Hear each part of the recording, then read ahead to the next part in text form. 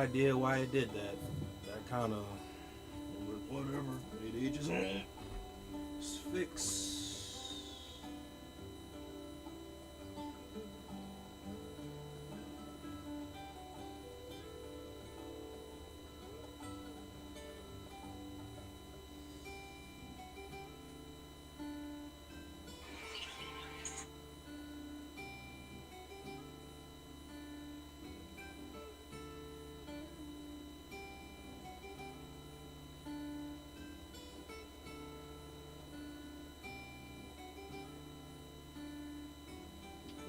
Anyway, I could just.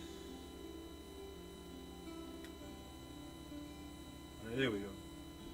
I don't know what happened earlier, y'all. I'm just glad I fucking fixed it. Alright.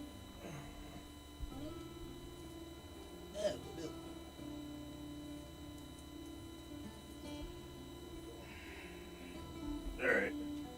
Let's see what hunts we got. B class, C, C. Ooh, an S class. Cool. Oh.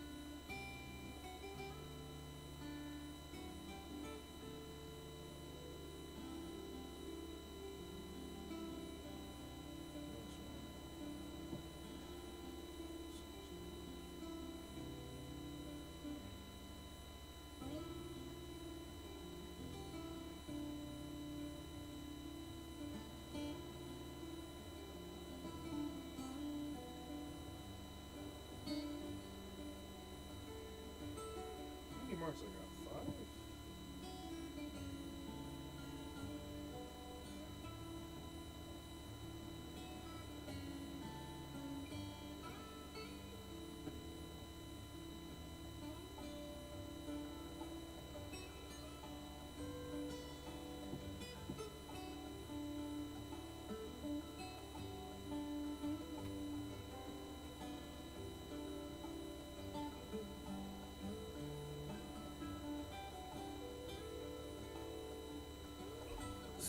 Oh shit, already at 3 already. Winning.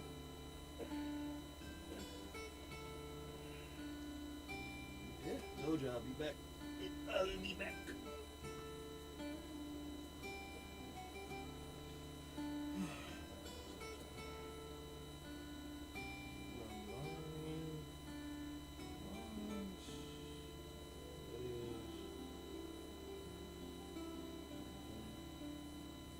What was the last one? The Breaker of Worlds.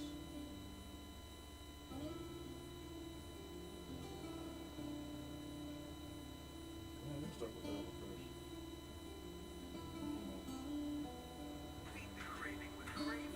first. 1 second, y'all. I'll be right back.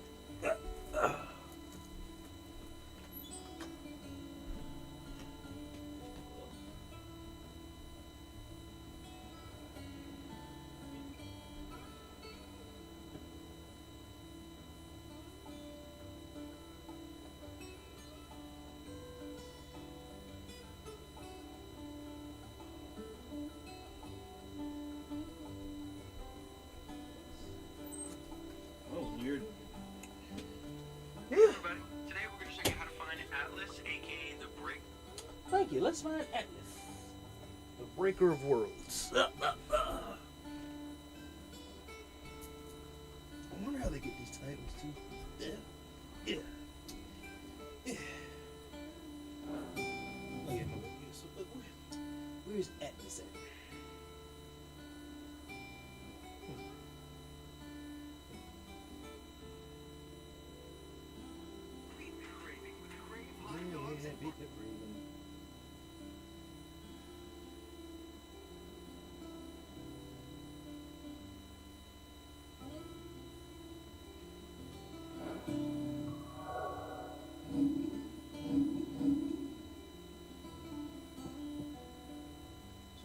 crystals have we broken? We broken one. Oh shit! So we broken 3 crystals. We just got. It's gonna be interesting.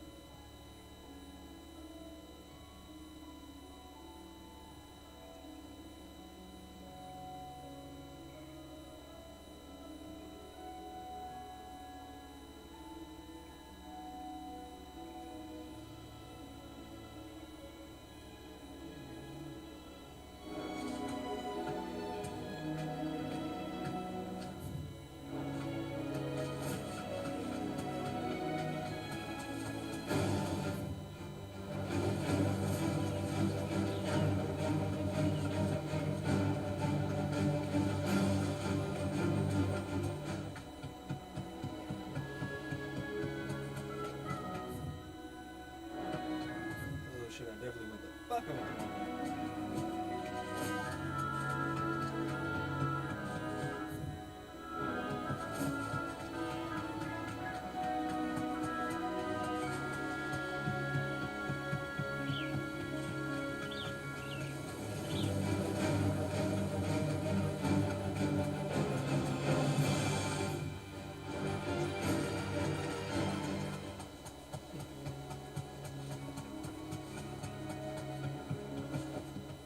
It'll do, girl.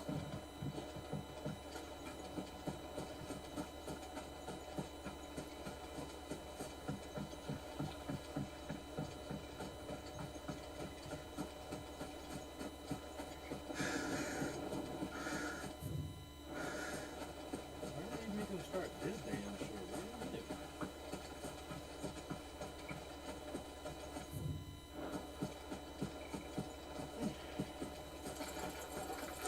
he do?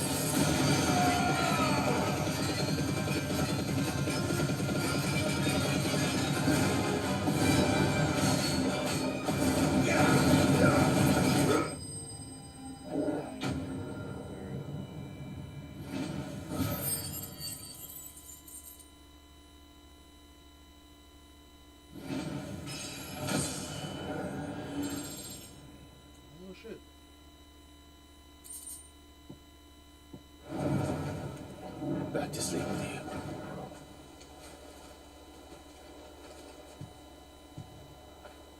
You deserve a bit of it. Alright, where's the next mark? Oh, hold on, y'all. Actually...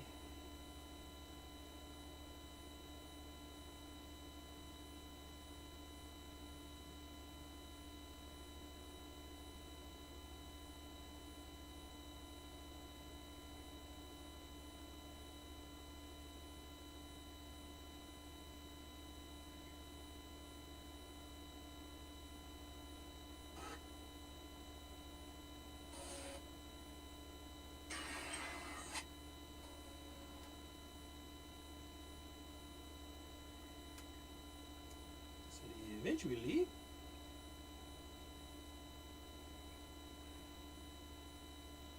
well, that one's dead.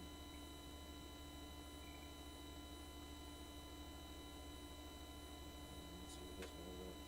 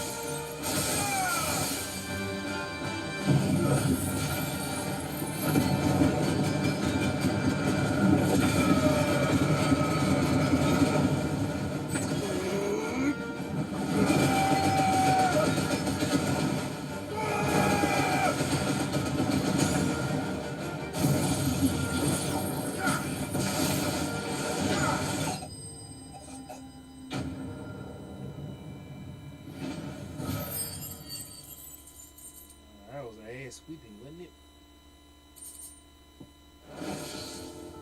Those who kill for sport deserve no better.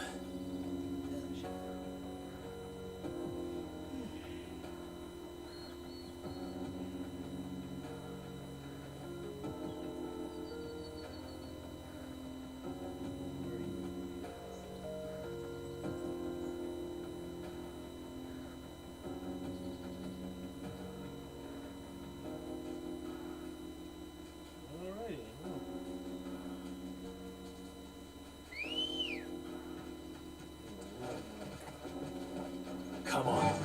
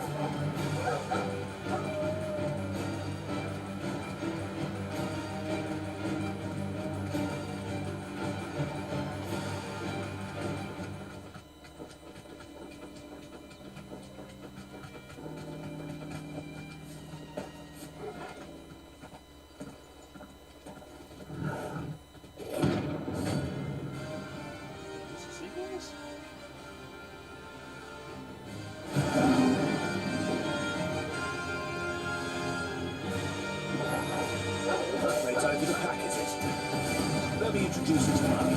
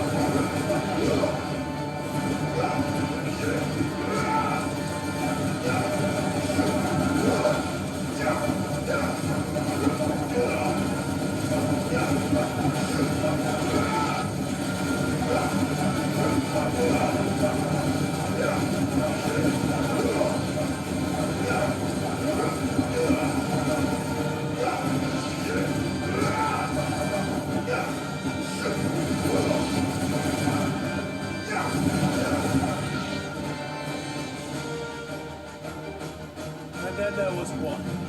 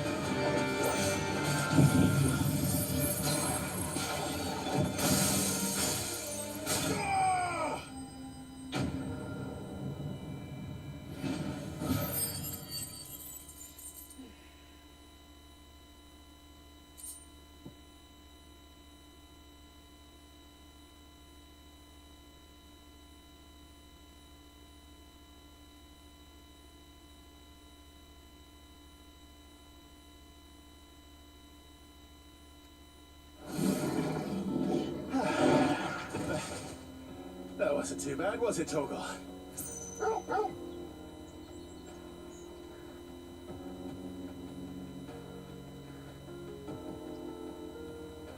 What? Somebody said, add me on Discord, join your live streams.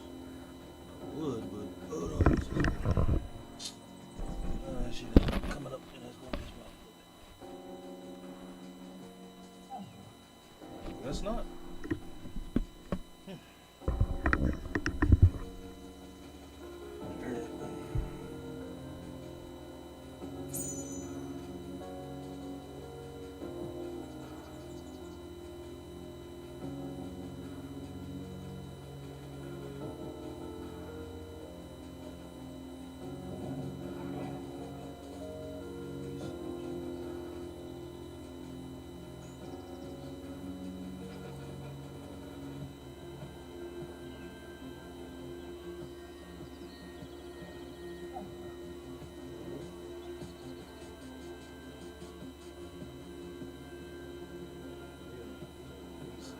Alright, let's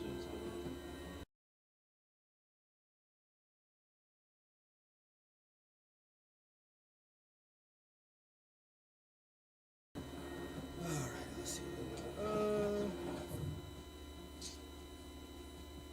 Two more bounties. That'd be good, everything considering.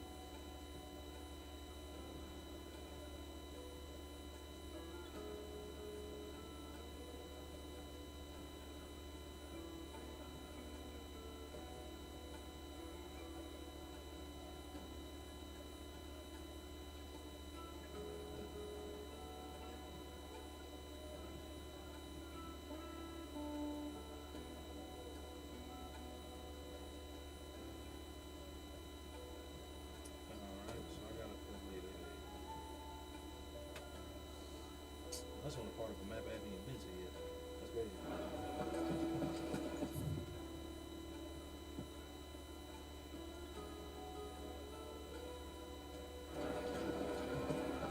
My carpets have bright. Take a sniff, good sir. Fresh bread, warm from the oven. Here. Oh, where did all the men of rock go? Made from the stoutest stone. That's yeah, please. Needless to say, I keep a check.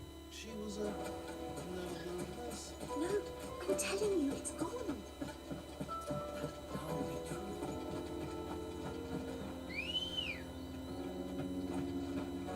Good girl.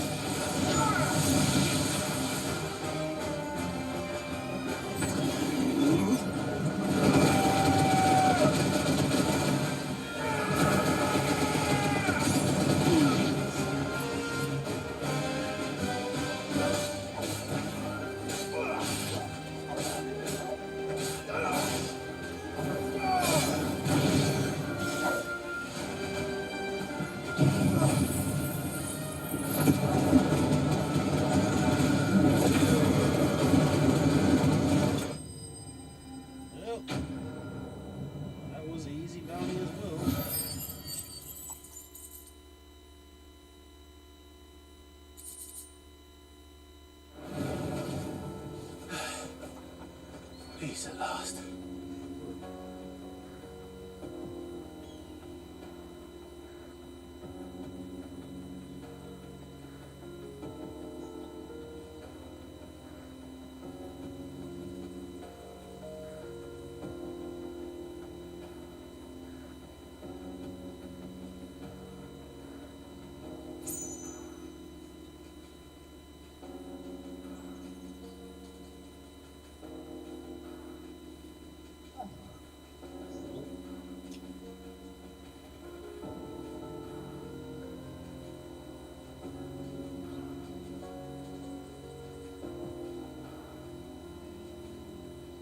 Very last one. So, this is my third time doing a playthrough of this, so I'm actually kind of like, yeah, you only just get better. New game plus and everything. I know it took, think about it. Oh shit. There we go, this is one of the ones. So upset.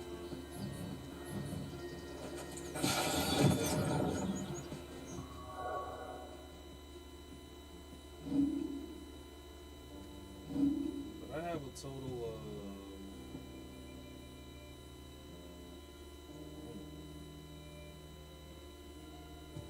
let me see, I got a total of damn, I don't know how many hours of gameplay I got. Like 250. I know I got a shitload of hours of gameplay, that's all I know. So on Fantasian, yeah, on Fantasian I have almost 70 hours.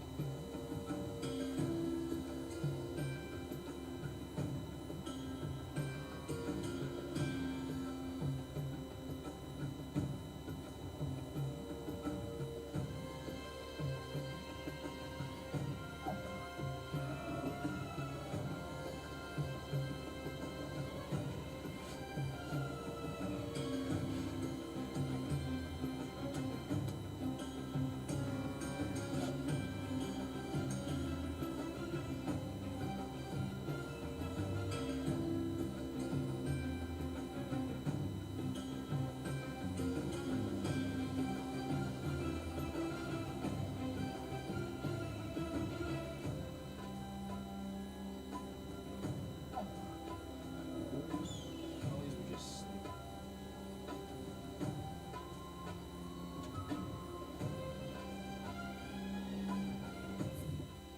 thought she said. Alright, where was the last one I got?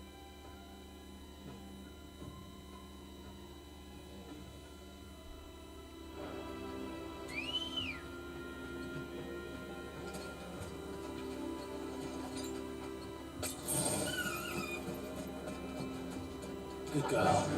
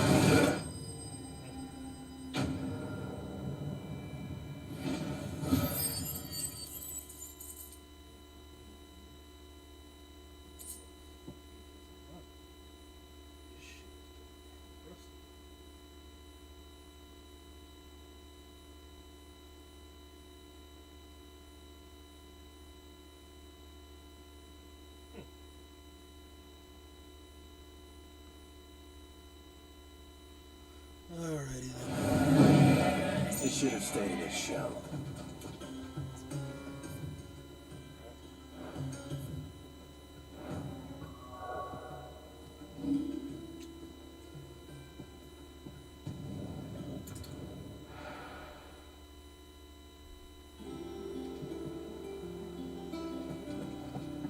What became of Cook? Why haven't we heard anything? Yeah, who became Try to stay calm. I'm sure we'll hear something soon.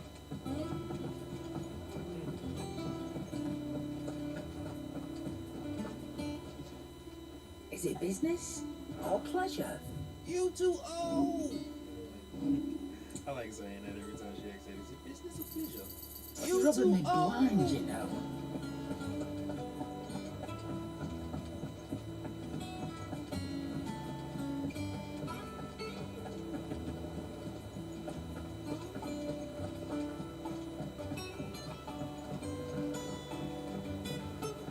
We're seeing troops amassing at every border across. Clive, you're back. I am. And with glad tidings for once. Hugo Kupka is no more. Well, I'll be. All of our comrades who lost their lives back at Sid's place be smiling down at you right now. We had a stolus from Lubor saying Drake's fang had fallen. I expect that was your doing as well, was it? It's a long story. One for the history books, I'll bet. Welcome home, Clive. It's good to be back. You look better. I feel it. Which means I'm coming on your next little adventure. You're not leaving me behind again. Wouldn't dream of it. Otto, any word on the royalist movement since I've been away? Shouldn't you be putting your feet up?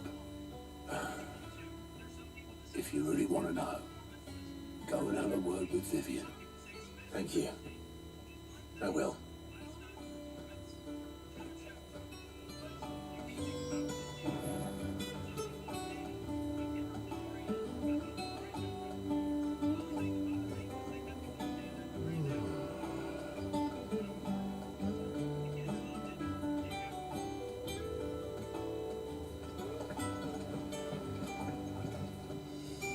Ah, the conquering hero returns.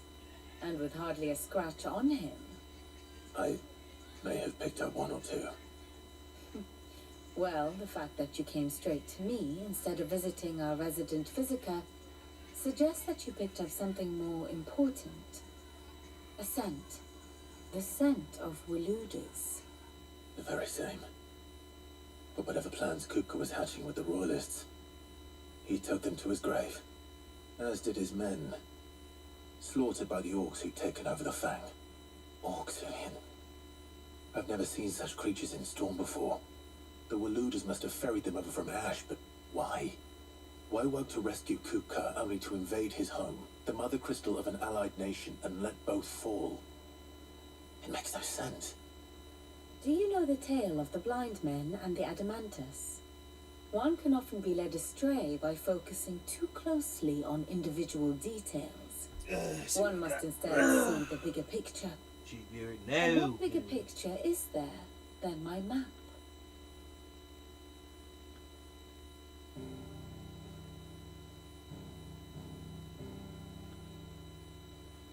The kingdom of Walud claims dominion over all of Ash. It is a nation forged by the bloody conquest of Barnabas Tharm, the dominant of Odin. the Canvarian War of Independence in 849, the Battle of the Twin Realms in 865, the Battle of Belinus Tor in 873. Wheresoever his armies fought, Odin was found where the fighting was fiercest. But of late, the warrior king appears to have laid his sword to rest. Battle rages for control of the crystalline dominion. Yet Tharn sends not a single ship in support of his Dalmatian allies. Meanwhile, the Blight ravages great swathes of ash. Yet warlike Waloed shows not the faintest interest in laying claim to untouched lands. So why go to the trouble of sending an army of orcs into the heart of Drake's Fang, only to make no attempt to claim the Mother Crystal for Waloed? It can hardly be for lack of men. Tharn's armies rival any in the Twins. No. We have not seen the last of the Waloed standard. Odin will ride again. It is but a question of when. And on that day, who will be trampled underfoot?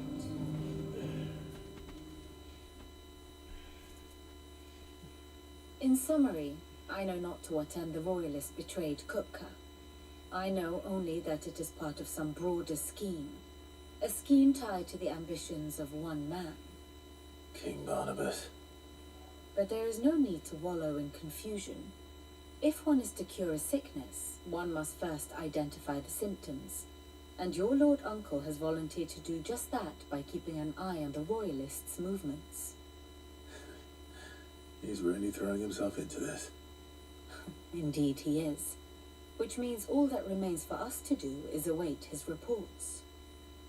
Well, not quite all in your case. The people of the Hideaway must hear the news. Justice has been done. Hugo Kupka is dead. The wounds he left that night are still raw, especially for those who lived with Sid the longest. Tell them that those wounds might finally begin to heal. Consider it the price of today's instruction. I've never known you to be sentimental. What can I say? You're welcome. I am only human. And we are, all of us, sentimental animals at heart. I suppose we are. Very well. I'll go and spread the word.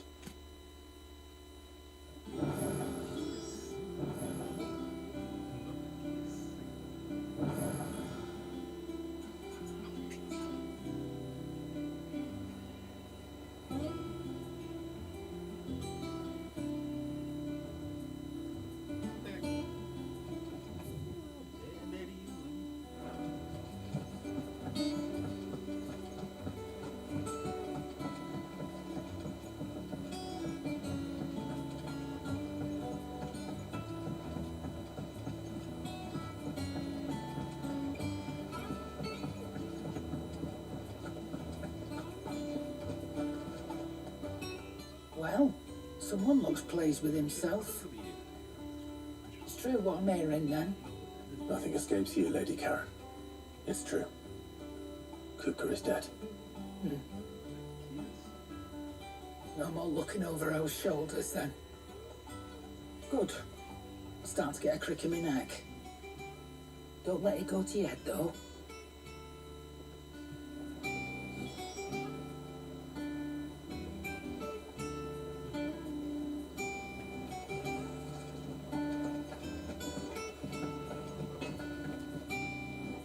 Blackthorn, do you have a moment? What is it? I'm busy.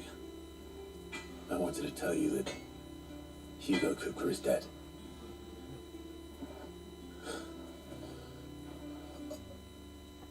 I can't tell you how long I've been waiting to hear those words. This is it then. A new beginning under a new Sid. I'll try to live up to the name.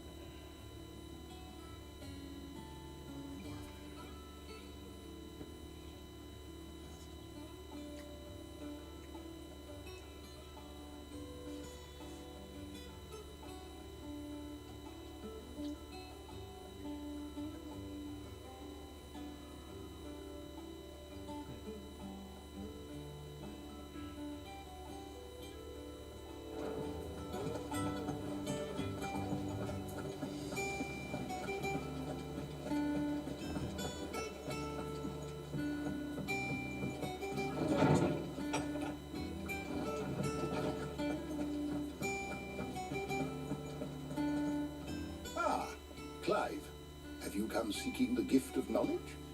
No. To share mine, actually. Hugo Cooker is dead. Oh my. Can it really be true? Look, he's crying. He is. Big baby. And with good reason, children.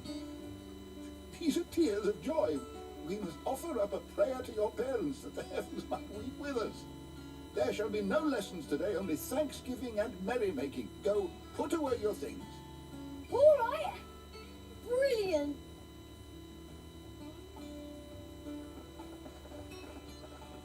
Finally, a new dawn has broken. It has. Thank you, Clive. I cannot wait to share the good news. Hippocrates. After Cooker fell, Ultima came to me. I need to know what he is. Have you learned anything? Alas, no. And not for want of trying. I have scoured nigh every historical tome in our collection and found nothing. Not even the sort of conspicuous absence that might suggest concealment of fact. One is almost tempted to conclude that such a creature never existed. But I saw him with my own eye. To others, he reveals naught. We see only that which he leaves in his wake, like some terrible force. Whether the Ultima you met with was the being itself, or merely another projection of its power, I know not. But until I do, my investigations shall continue. Thank you. It means a lot.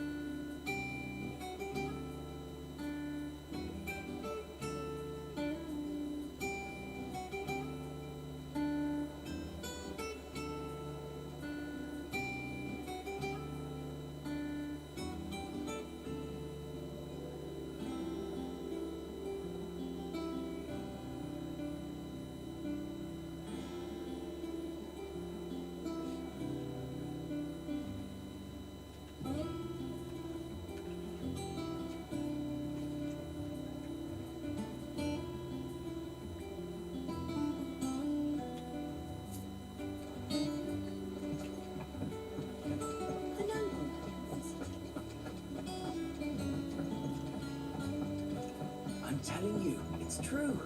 I heard it from Otto's own lips. Hugo Cooker is dead. What a relief.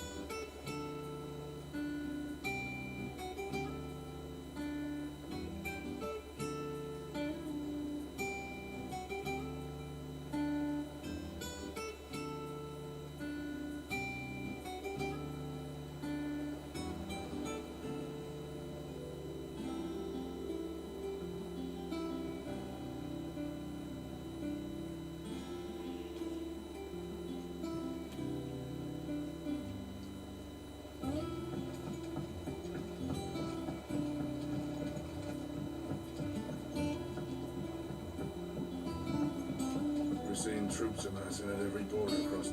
You barely sat down since you came home. Vivian got you running errands or something? Just spreading the word.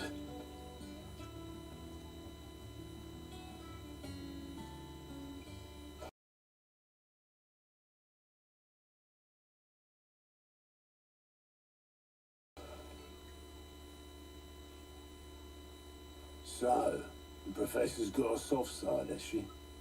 I'd never have guessed. No. She was right, though. Everyone was glad to hear the news. Ah, but you ain't told everyone. I can think of plenty of friends back at the old hideaway who'd sleep more peacefully for knowing. Not least of all Sid. You should tell him. You're right. I should. And I will. Well, when you do, be sure to take Mid with you. She's been going at it hammer and tongs down in that workshop of hers, trying to do her father proud. But I can't remember the last time she visited the old sod's grave. Very well. I'll suggest it.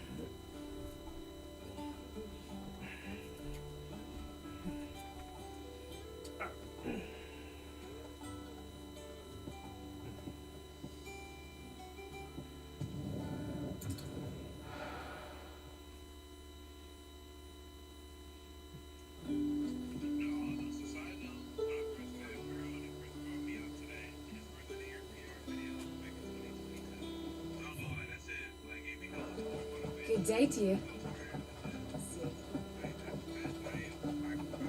It's all but spent. What do we do now?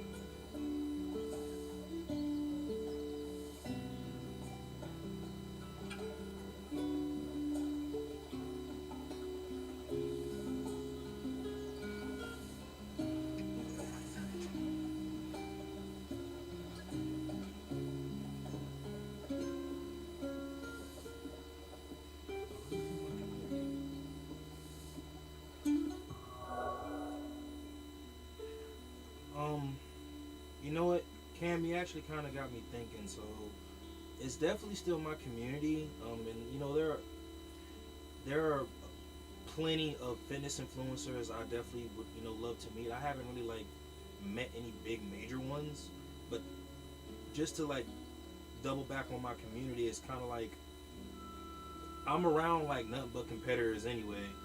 Whether they be in powerlifting, bodybuilding, or Olympic lifting. I know some of them don't have as much traction as others, but I don't know. I feel like for anybody that competes, like you separate yourself from the what's the word? Would you say general public? I mean, if you're a competitor, regardless of what it is, I feel like you're different and unique anyway. Because a lot of people, they can come in and they can do the regime, but like to get on the platform or to get on the stage, that's like influential itself. Because a lot of people, I've met some I'm gonna say great weightlifters, but they just haven't competed in. But I'm definitely still gonna stick with my original answer. It's definitely the community, definitely. Dude, do you remember that for sure? I remember about like 2 or 3 years ago, it was like the first person I asked about getting into like content, right? The crystals we get from the tail are all but worthless. We have to dig into yourself. Ah, Clive. Your timing is exquisite as always. I have a concern which you may be able to assist me with. Go on. There are whisperings afoot of shadowy figures having been sighted outside the village. Rustlings in the undergrowth, suspicious noises. My people fear that they are being watched. It may be no more than a surfeit of nerves, understandable in the current climate, or it may be the prelude to something altogether more dangerous. Given what I hope you'll forgive me calling your nose for trouble, I wondered if you might investigate. Of course. Excellent. You might begin by speaking with the good citizens of Lostwing. Listen to their tales, and make what you will of them. All right. I will.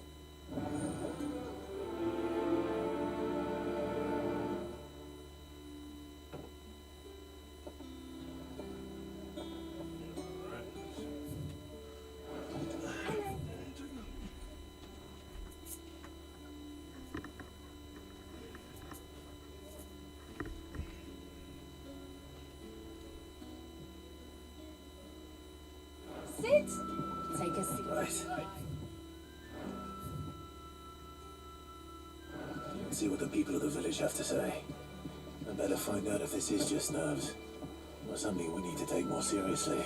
On sour news. Let it be over.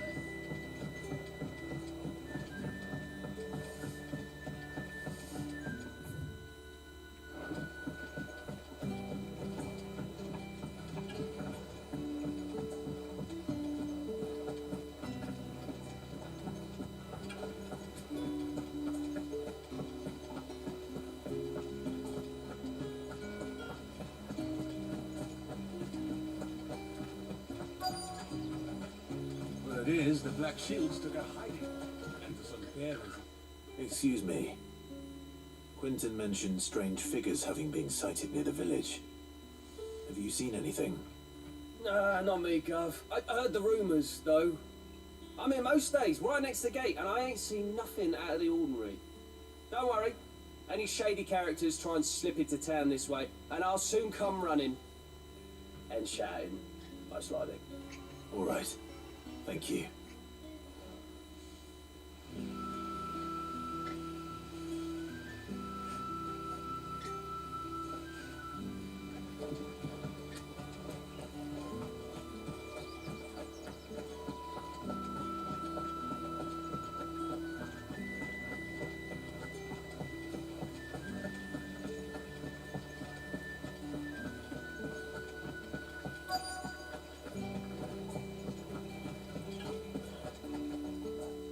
Do you have a moment?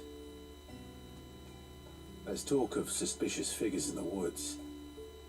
Have you seen anything out of the ordinary? No, but I've heard something. Sound of scraping metal, like someone sharpening a sword. Where was this? In Lorbert's Pass. Was out foraging for herbs when I heard it, screeching out from between the trees. Ran back here as quick as my legs would carry me, and I ain't been back since. I see. I'll look into it. Thank you.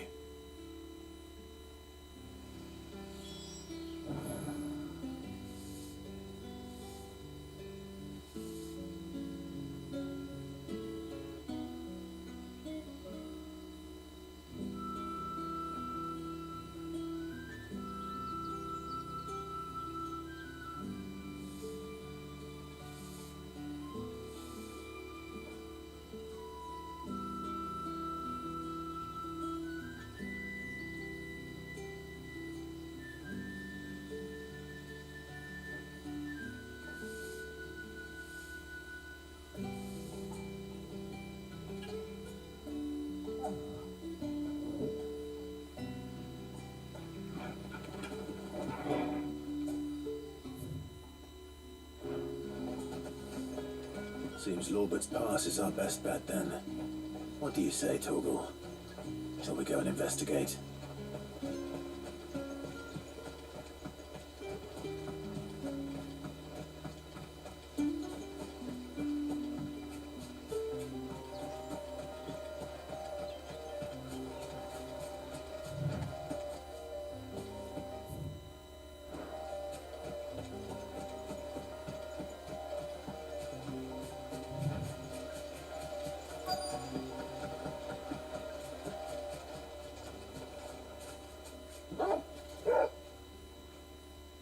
You there. Fuck! He's seen us. Get them before they escape! Black Shields. Here.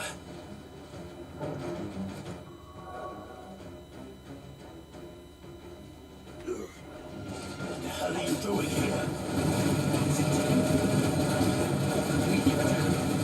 Best for us is that you don't leave here alive.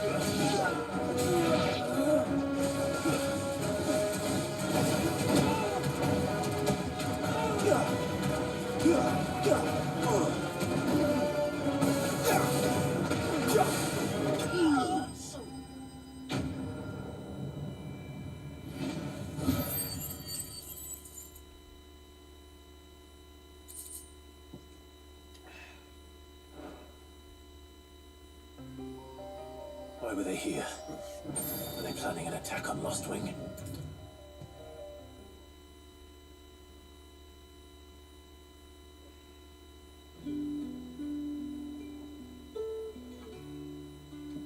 Clive, how goes the hunt for our sinister figures? I found some Black Shields hiding near Lorbert's Pass. They're gone now. Black Shields. The Empress's former bloodhounds. Though they serve another master now. One who means to root out and destroy both me and those I care for. Right now. And it would I'm appear the playing pack this has finally guy. caught the Damn. scent of its prey. Damn it What all. the fuck? I'd hoped I would have more time than this. More time to prepare. But if we are cornered, we have no choice but to bite back. And bite back we shall. I'm sorry. You're going to need to explain. Who did the Black Shield serve now? And why would that person want you dead? Because I want him dead. Who? The former Lord Chief Justice of Sanbreque. All that I have built here is for him. I don't understand. Why him? Why Lostwing? I suppose it is better that you know the truth. I was a member of the judiciary once. So sickened was I by the injustice of this world, I swore to fight it. And fight it I did in my own small way. I saw more than a few corrupt officials condemned to the very cells into which they had thrown blameless innocents. Men to whom the law was but a scourge to turn against the powerless. And throughout, it was the Lord Chief Justice who backed me, who was my one true ally in the quest to see justice done. So what changed? I discovered that he hunted bearers for sport. I was a fool to think he shared my hatred of venality and vice. His support for me was no more than a facade, a means of ridding himself of his rivals, a mask to hide the rot beneath. I filed suit against him immediately. His response, however, was rather more visceral. He had my entire family slaughtered, and he faced no punishment whatsoever. I lost everything. My loved ones, my livelihood, my position, the faith I had once held that any modicum of justice might be achieved through the courts. So I set about enacting my own. I tracked down every soul who served him, and slit their throats myself. But the man himself proved an altogether more difficult target. With money and power come protection, and so I saw that I would need an army of my own. I came here to Lostwing and began recruiting like-minded individuals. And everyone here knows this is why you do what you do. Of course.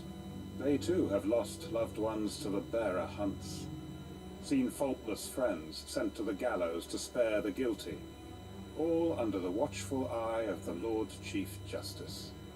Our wounds are the same. And our cause is the same. We are comrades. And our revenge is already in motion. We know where he hides, how numerous and well-trained his guard. What we did not know until now, however, was that his plans may already be in motion too. Quentin. Our time is short. He may move against us at any moment, unless we move against him first. My friends and comrades, it begins. Make ready for war.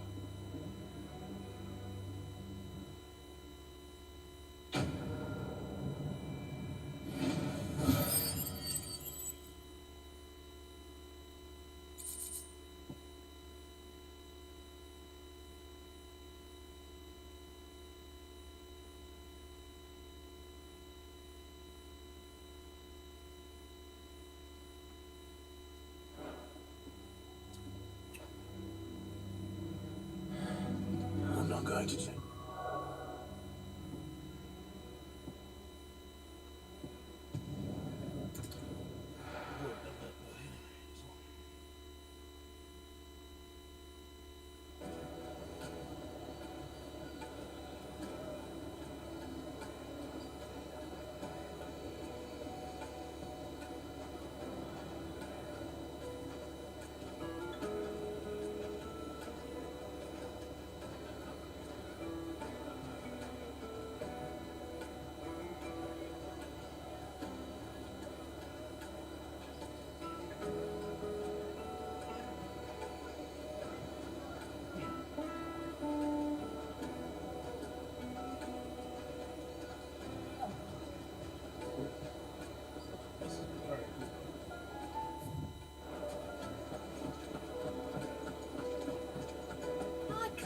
The most fragrant herbs and spices. Man shot. Gone, just like that. And without so much as a by your leave. What's the matter? It's my apprentice. He up and vanished while my back was turned. I'd go and look for him myself, but I've got a bakery to run. A bakery that's now short one pair of hands. Loath though I am to rely on the kindness of strangers, I'm at a loss. Please, will you see if you can find him?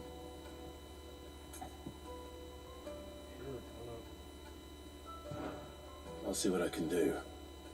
Do you know where he might have gone? I wouldn't be surprised if he was off somewhere mooning at Drake's Fang. He used to work there, you see. Poor fool left his heart in its hollow. All right. Then that's where I'll start.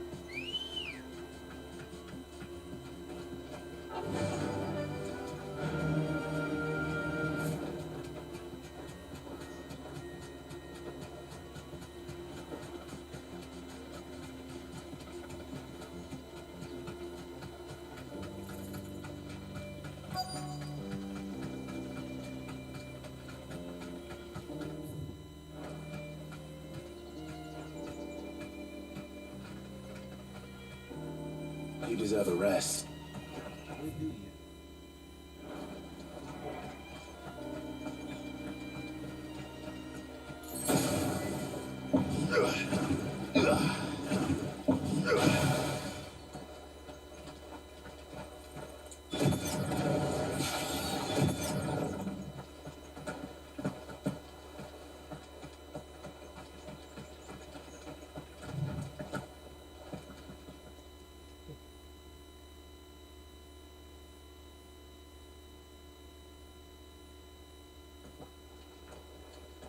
Excuse me.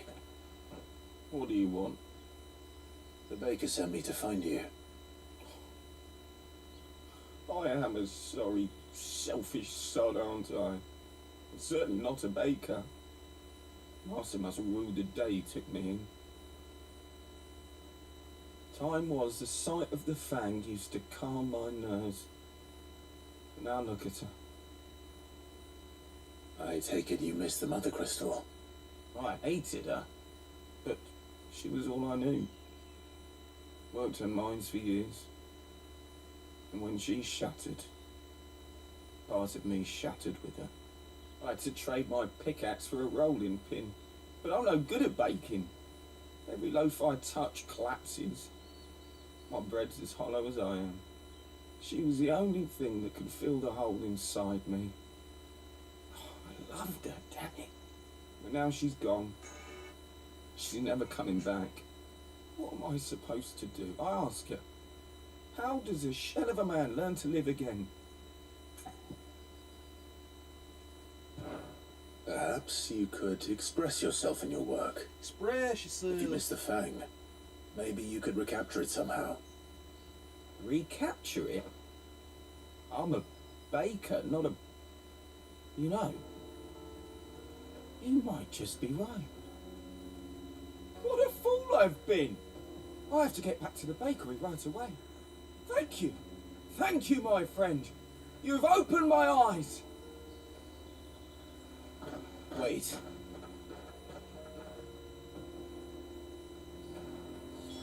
Suppose he won't be needing an escort then.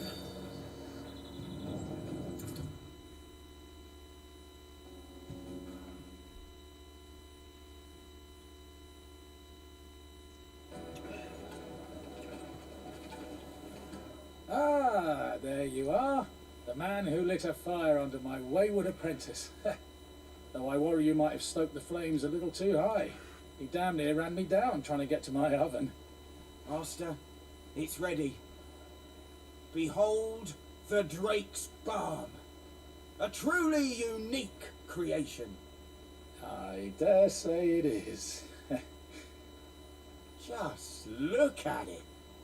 A perfect likeness of the Fang herself. Her steeple peaks, her fulsome spurs, her inviting hollow. True, my loaves collapse more often than not, but what's the Fang without her crater? Why, no Fang at all.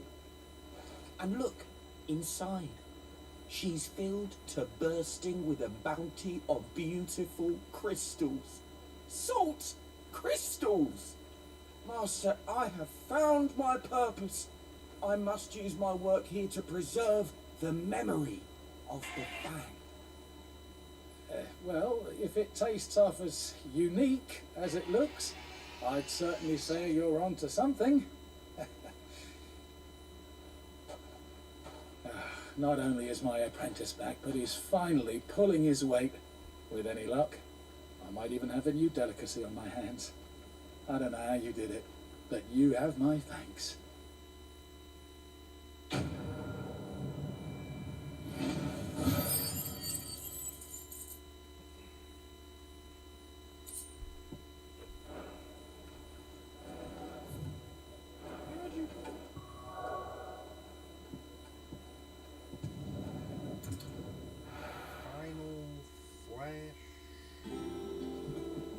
I'm telling you, it's true.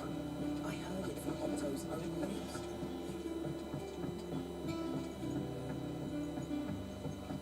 We're seeing troops amassing at every border. No surprises there. Oh, I wasn't expecting you back, sir. Here you are. All yours.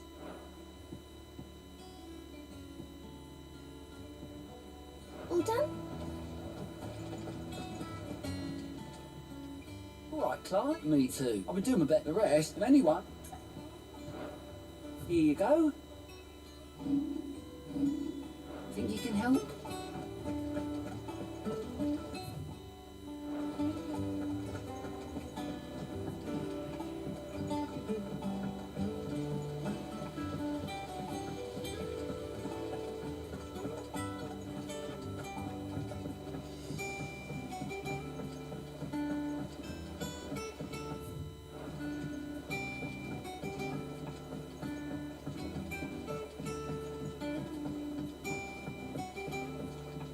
Come up with something soon. All right, Clive. What do you want? I'm going to visit Sid, and I thought you might like to come with me. Sorry, I'm too busy for all that right now.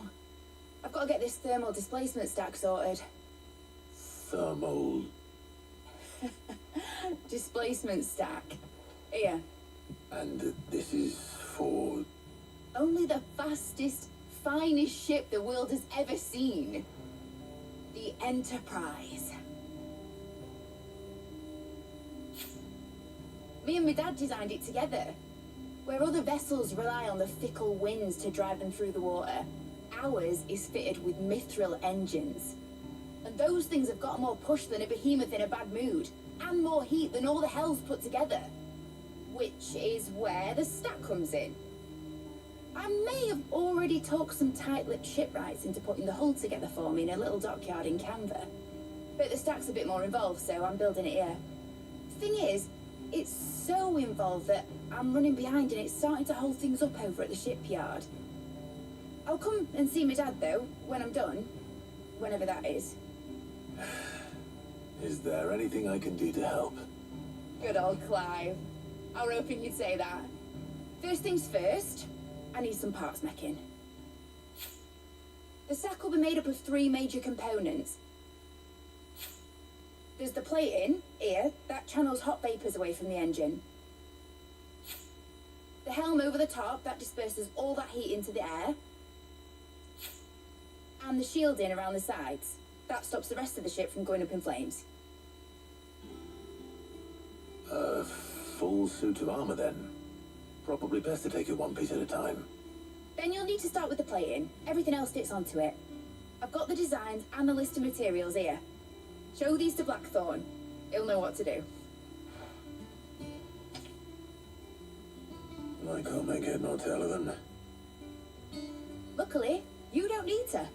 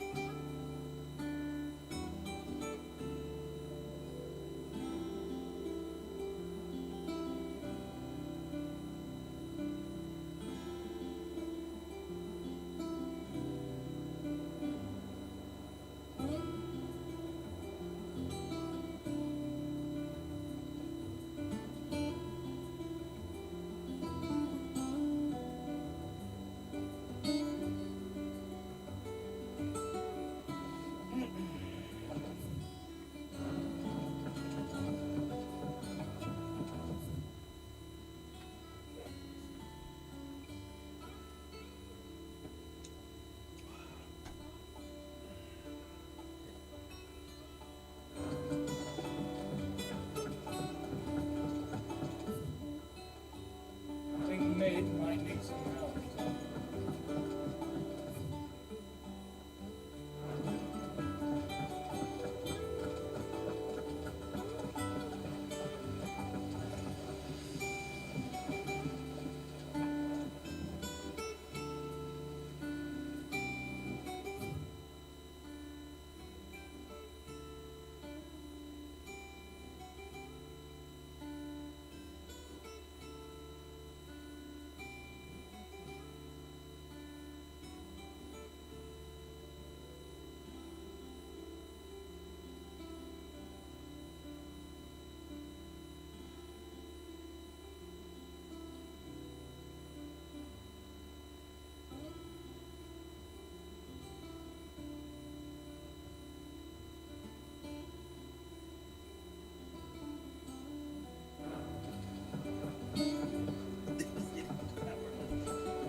Hey, who's this? Alright.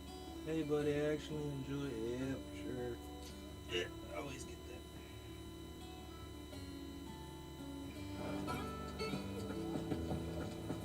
We're seeing troops harassing at every corner.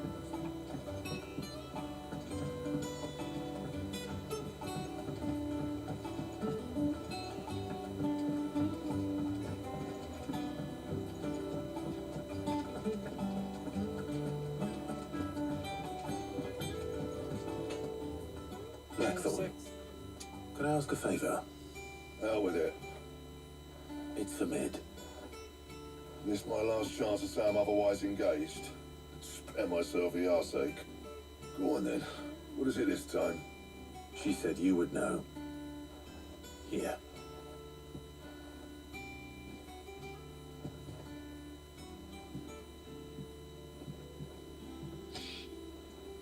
Krieger's Tates.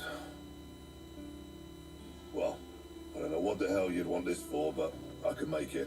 Won't be easy though. And I'll need help. Get Gavin Otto in here, will you? All right.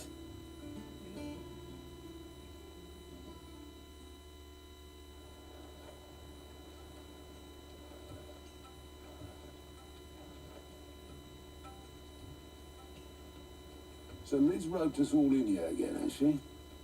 Typical. Still, if that's what it takes to get to visit Sid's grave, I'll do what I can. And, what is it we need to do, exactly? Take a look at this. It's this plating. The usual saw grade steel won't work. We need something that can get very hot, very fast, and still keep its shape. That means an alloy. Something that won't break or buckle at the temperatures she's talking about. Which is where you lot come in. I need materials, and I've got my work cut out already. You'll have to fetch them. Now, there's a special kind of sand I'm after that you can only find out in the Velcroy. Stardust, they call it. As for the rest of the stuff, my usual supply should have it in stock. It just needs buying and bringing back here. Well, we'll get it done quicker if we split up. One of us should probably give you an hand coat in the sand. And the other can go and get the rest from this supplier. Right then. Well, make your minds up who's going where. We can get this over with.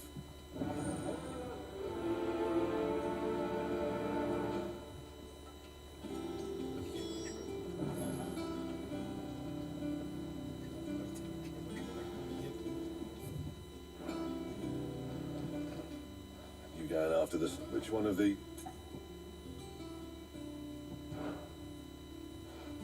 Gav, you're with me. All right then. So, where do we find this Stardust stuff? There's a river that runs through the southern reaches of the Velcroy. It's the black sand that washes up in its banks that you're after. Southern reaches of the Velcroy, eh? That's down past Dalamil. I'll go and scout the place out. See about hiring us a wagon to bring the stuff back to. All right. I'll meet you by the river. While you're off having a paddle, I'll pick up the rest of the stuff from Blackthorn's supplier. Take care. You two, eh? Don't go letting them fleece ya. Fleece me? I like to see him try. In your own time.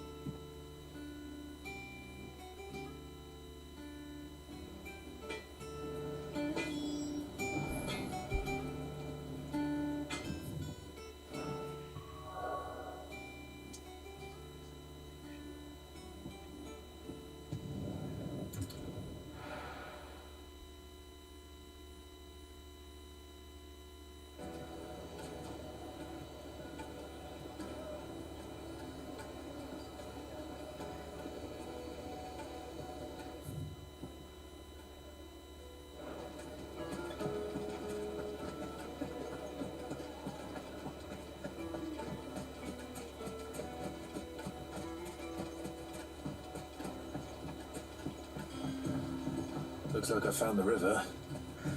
Where's Gav?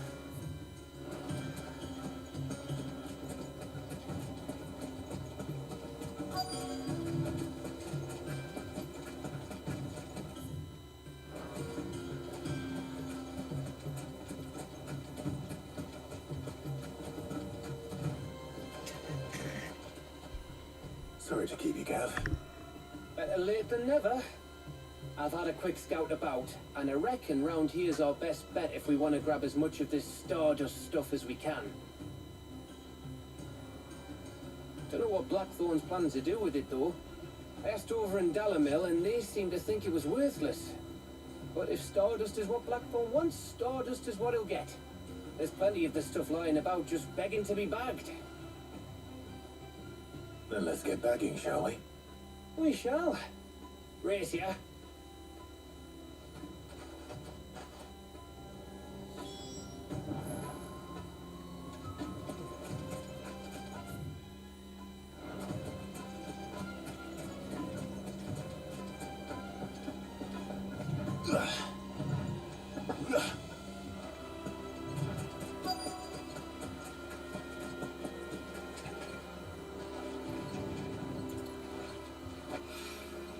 So this is Stardust. It just looks like black sand to me.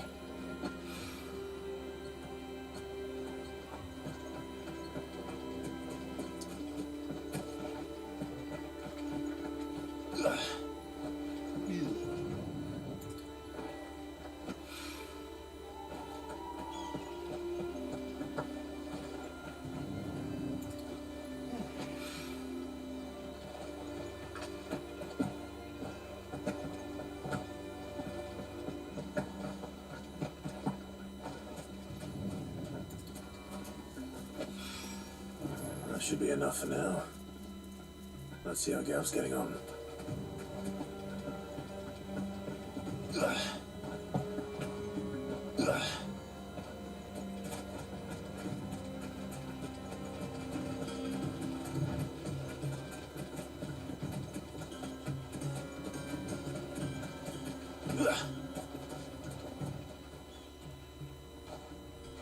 You finished? How much did you get? Enough. I hope.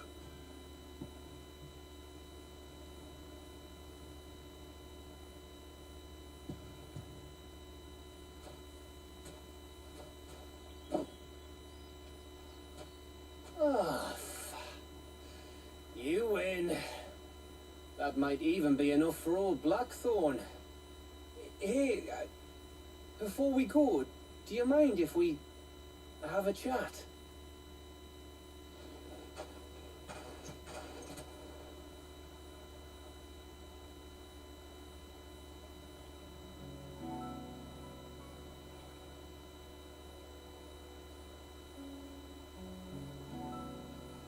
Feels like ages since we had the chance to talk.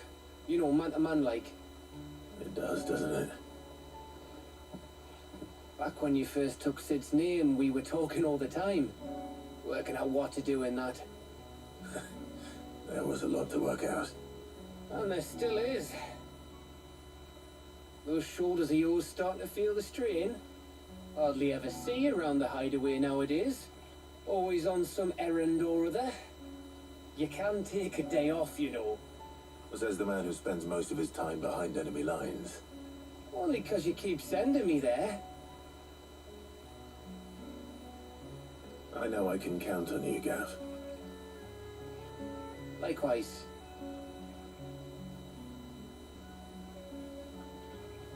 So you keep sending me wherever you need to, and I'll keep going.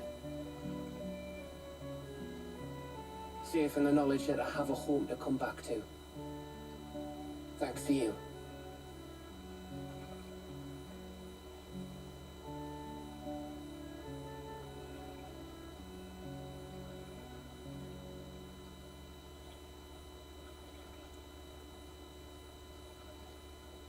Right, that's enough soppy shite for one day.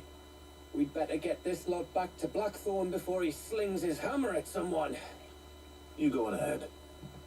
And try to get some rest once you're there. Oh, I plan to.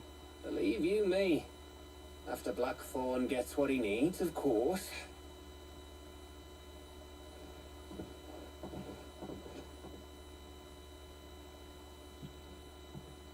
Right. Ready to go home, boy?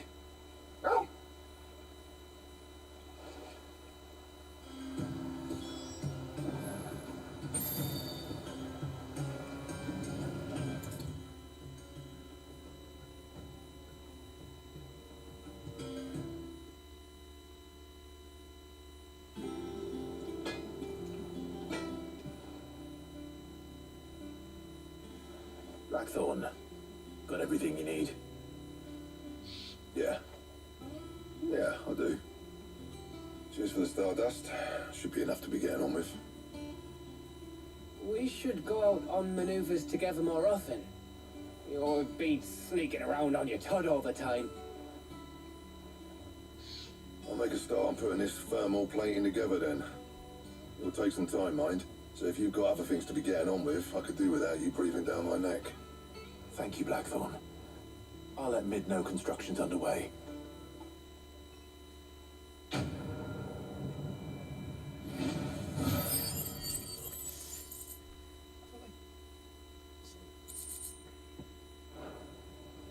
Suppose we'd better be getting back to work too. Give us a shout if you need anything.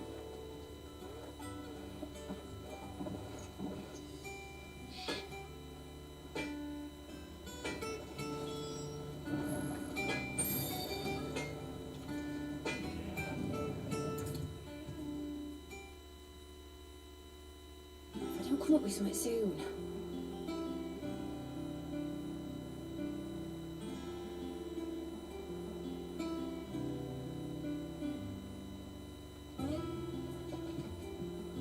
You'll You'll be pleased to hear that Blackthorn started work on the plating. Excellent. 1 down, 2 to go. So, what's next? The helm, of course. For this, we'll be repurposing fallen scrap. Salvage from the ruins? I thought that material was all but impossible to work. Ah, but we don't have to. I'm sorry. Just so happens there's one particular ruin that's broken into exactly the right shape and size pieces for what we need. What's the name back there? We'll give you all the details. What's her name? Right.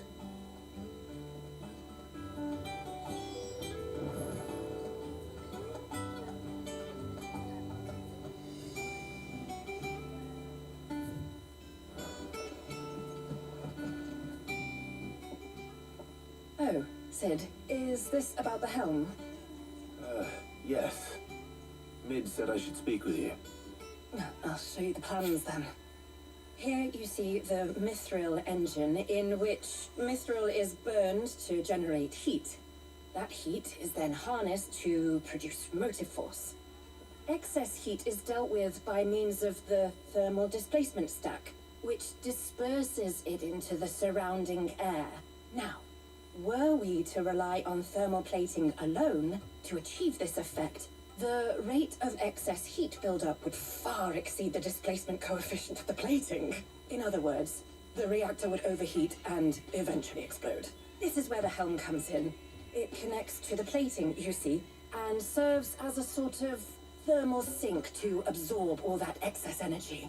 Our experiments have shown that fallen ceramics are remarkably thermophilic. They can withstand and absorb levels of heat far above anything we are able to make today. And not only that, they're also waterproof and immune to rust, making them the perfect material for our protective hood. Why, if sea or rainwater were to enter the reactor proper, it would vaporize instantly.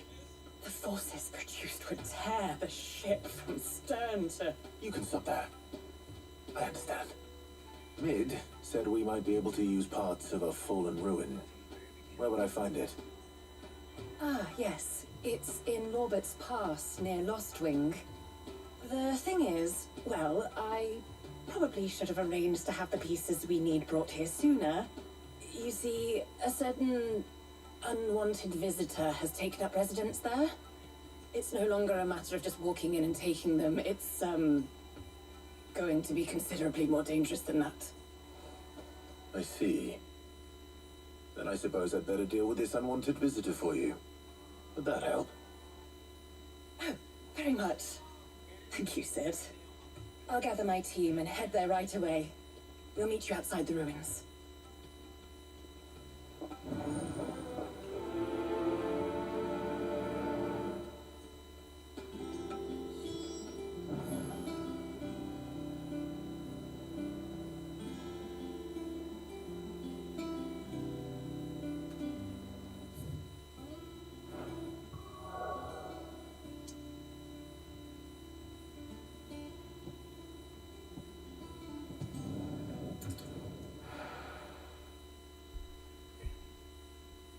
I'll be taking you all to a storehouse in the Bales.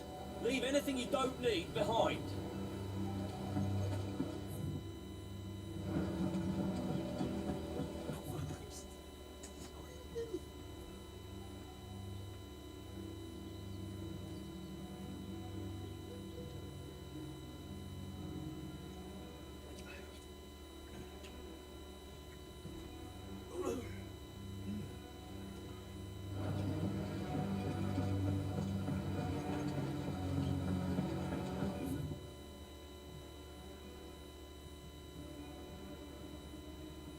What you have to do.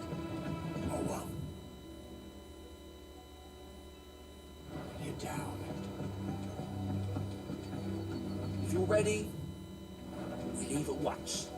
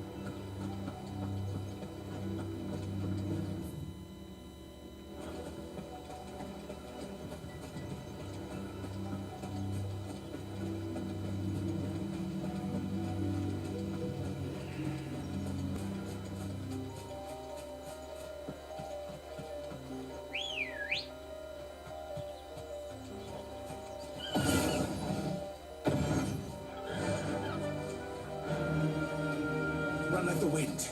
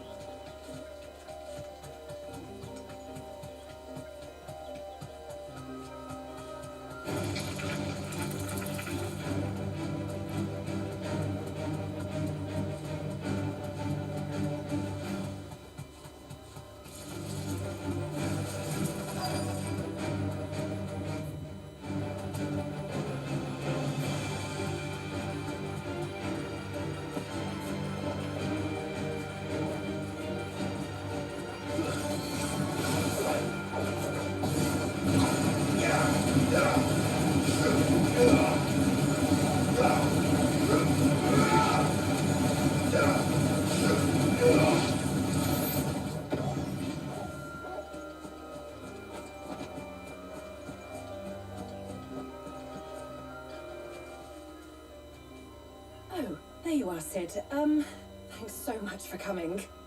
The, ruins are just over there, as is the creature I told you about, I'd imagine. Would you mind? Of course. I'll be right back.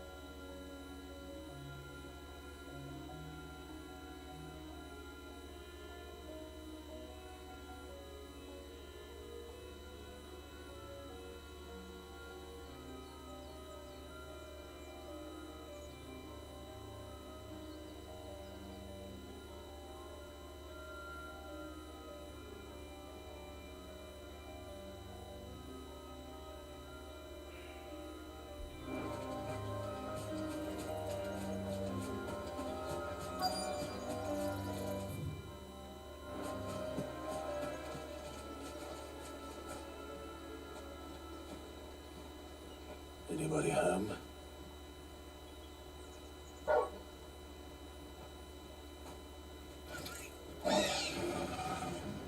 This must be our unwanted visitor. Time to go.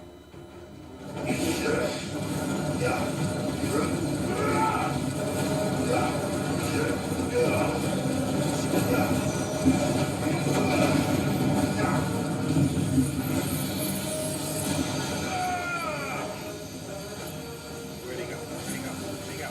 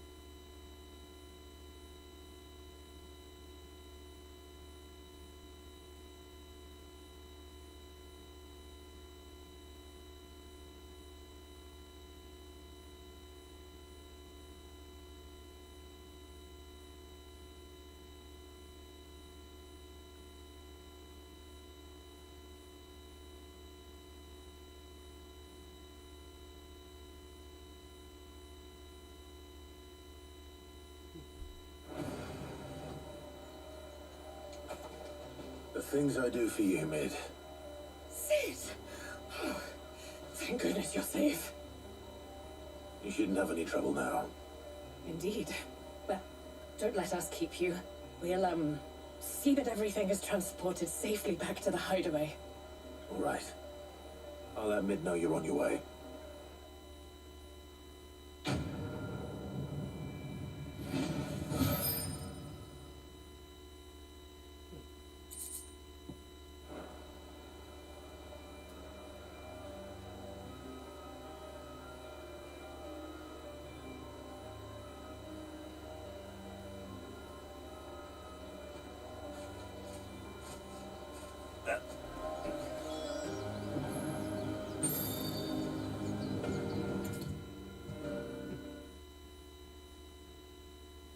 If I don't come up with something soon.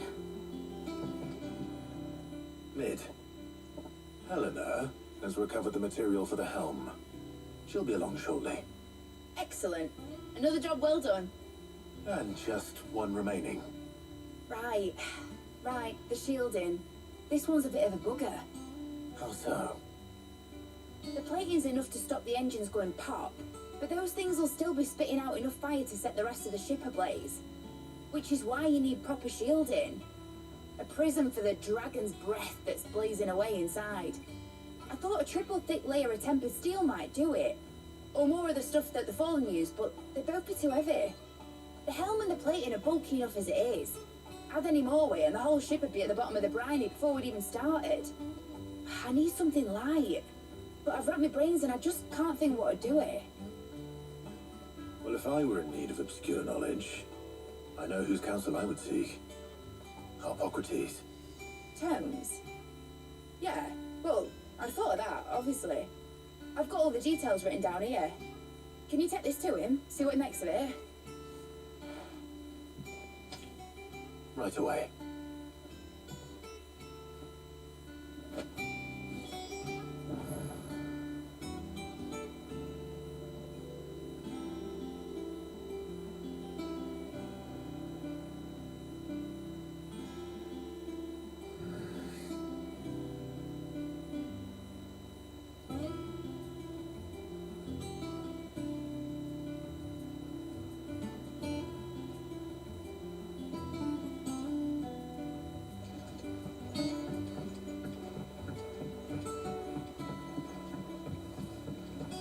Think Mid might need some help.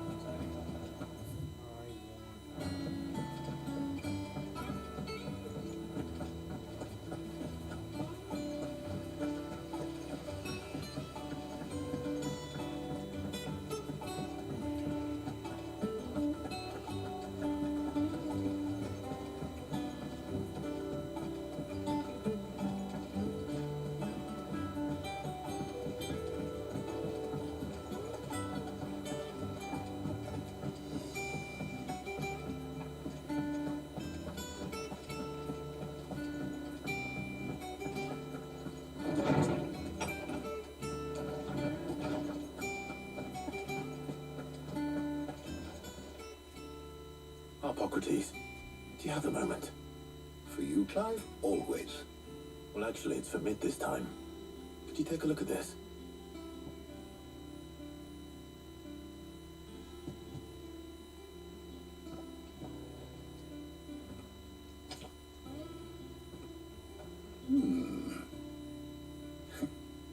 Shielding for a mithril engine.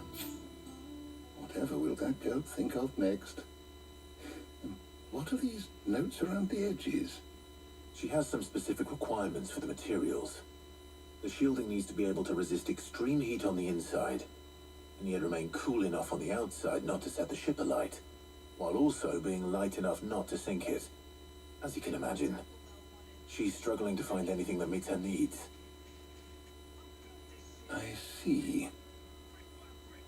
I wondered if you might know of a solution, or if you might be able to search the records for one. Perhaps it is not a different material she requires, but a different approach. What do you mean? Consider the lake we have made our home. Its blighted waters eat away far more quickly than fresh water or even brine. at timber and steel alike. And yet, we have made a home here from those very materials nonetheless. We have. But Bardolph must varnish every board twice over to keep it from rotting. And Obelus complains that without a constant supply of pitch. I see. Early Gregorian histories speak of a preparation known as moon dew. It is said to be able to resist even the most ferocious flames. Before the dragoons tamed the worms and wyverns of the realm, nobles would daub their castle walls with it in order to guard against dragon fire. So if we could recreate it... It might be applied to some material or other in order to provide the protection it requires. As to how best to apply it and to what material, perhaps Bardolph and Obelus might be of assistance. I shall speak to them and see what wisdom they might have to offer. If you would be so kind as to procure the necessary ingredients, I shall discuss the specifics of how it might be most effectively put to use with our two friends. The knowledge of the past may yet prove useful to we of the modern era. Thank you, Hippocrates. And since you're asking others to help you, perhaps I should too.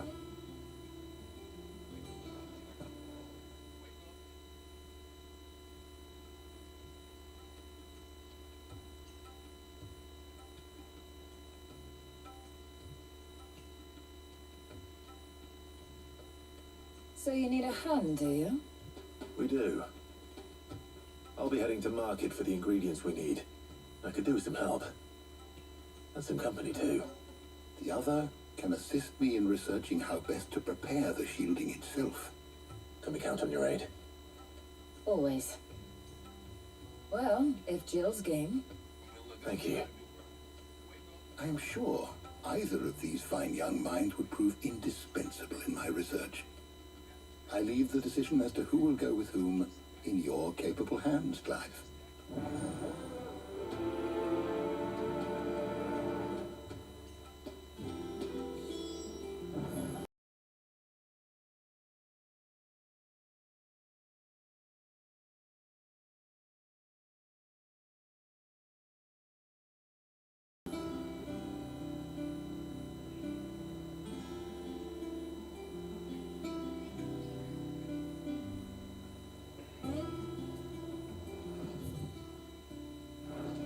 Shielding that guards against evil.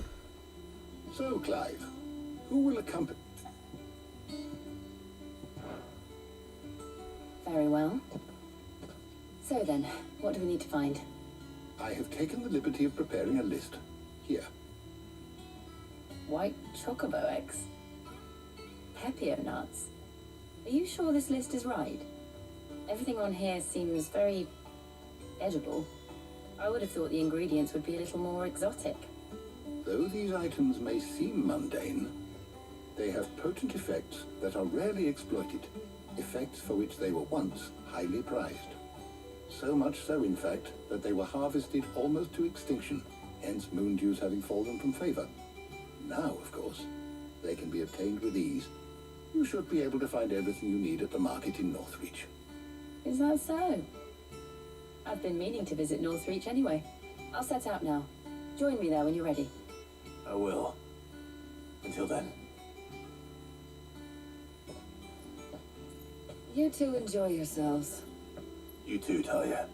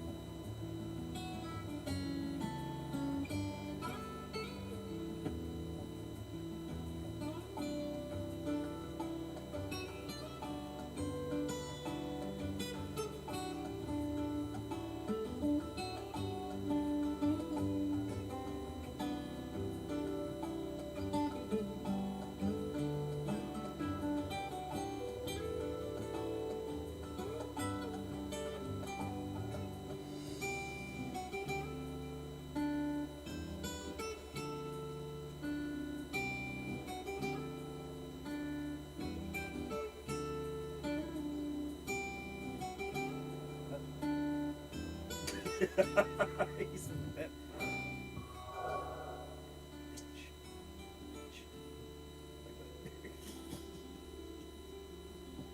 Oh shit. Oh, where's Jill?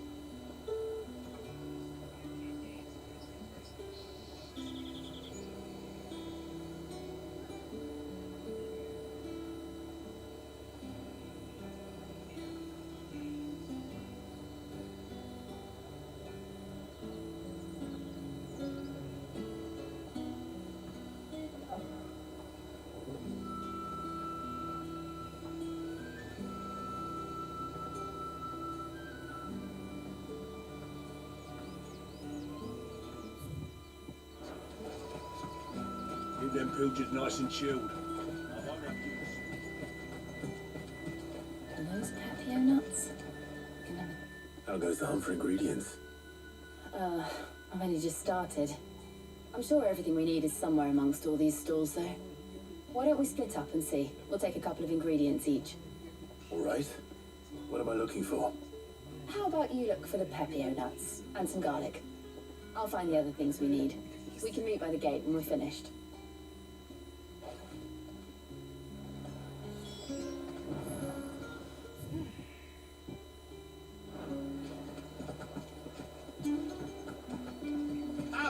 You'll not find a bruised fresh cuts. Come and get them before they're gone. We haven't much, but you're free to look. I hope it's to your liking. We haven't much, but you're free to look. I hope it's to your liking.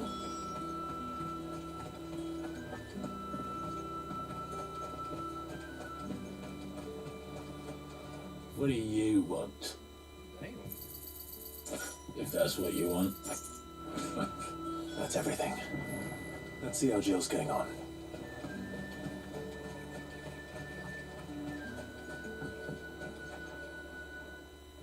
Did you find everything? I did.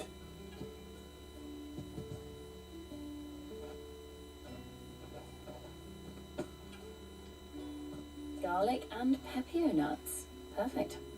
Now all that remains is for Harpocrates to somehow turn all this into what Mid needs to keep her engine cool.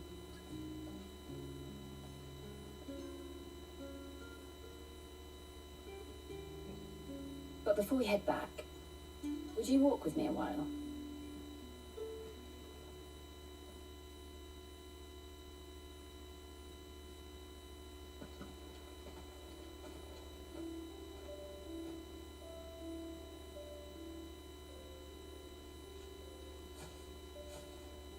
Thank you for asking me to help you today. It makes a nice change. It does. It's good to get away from all the battle and bloodshed for once. Just being here reminds me of when we were children. Do you remember?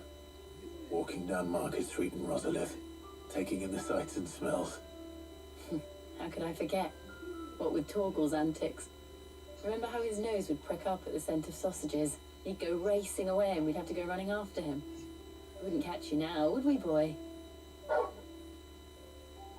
Was there anything you wanted to buy for yourself while we're here? There was, yes. Well, sort of.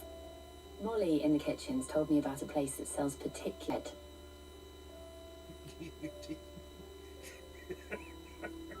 Big white cobs like the baker back in Rosalith used to make.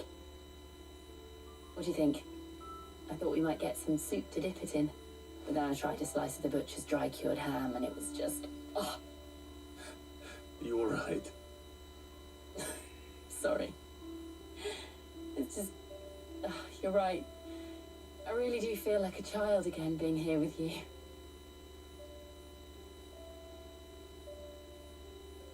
Clive. Is it wrong of me to enjoy this? No, Jill. This is how life should be. This is how our lives will be when our work is finally done. And we can live on our own terms. I hope so. Thank you, Clive.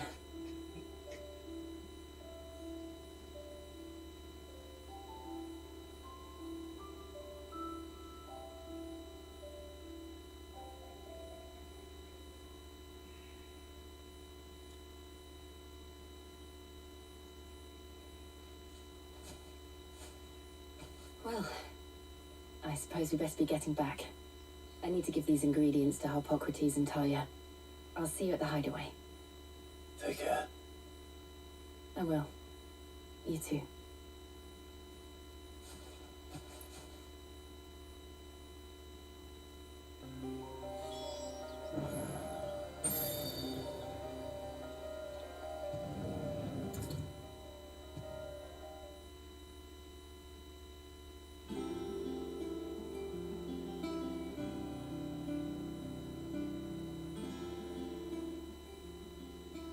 How's work on the shielding progressing, Harpocrates? Well, very well indeed. And thanks in no small part to your kind assistance. I was just explaining to Talia how we might best go about preparing the moon dew. And now that we have all the ingredients, we may begin. You can count on me. I've mixed more than a few mysterious concoctions in my time. I'm sure you have. What about the shielding itself? Work is underway, under the watchful eyes of Bardolph and Obolus. Apparently, it'll be ready soon. Thank you. All of you. Right then. Jill, could you join me in the infirmary? Many hands make light work and all that. Of course.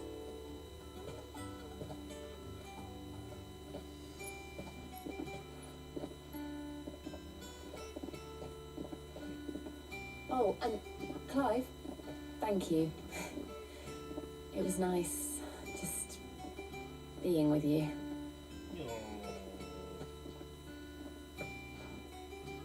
It appears our work here is almost at an end. A shame. I was enjoying playing the man of action for once. When both the shielding and the moon dew are ready, it will merely be a matter of applying the one to the other. Followed by a rigorous process of testing and retesting, of course. Perhaps someone ought to warn young Mid of that. Leave it to me. Thank you, Harpocrates.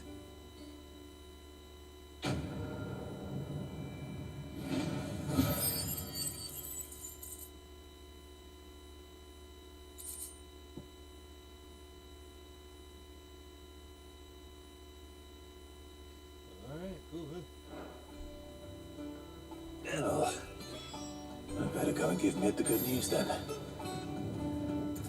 yeah, so that way I can progress and start doing some of the main story. Sorry to keep you waiting, Mid. I'm not. But you'll be pleased to know that work on the shielding is underway. He's lying. You found something for it? In a manner of speaking, Harpocrates knew of a substance that's highly resistant to heat. A coating that should provide the protection you need.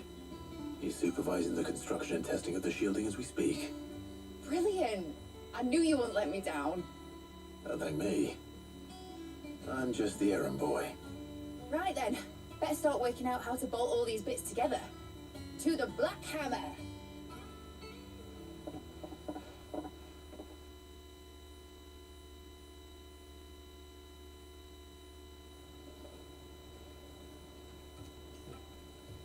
You know, when I got into the smithing game, I thought I'd be making swords and shields, not thermal bleeding didgeridoo-dahs. Displacement stacks. Same difference. Whatever you call it, I ain't putting it together in here. It's cramped enough as it is. Let's take this outside. Mid, you get all the parts lined up on the deck. I'll take care of the rest. On my way! Oh, and bring me the biggest salmon you can find. This is going to require some precision walloping.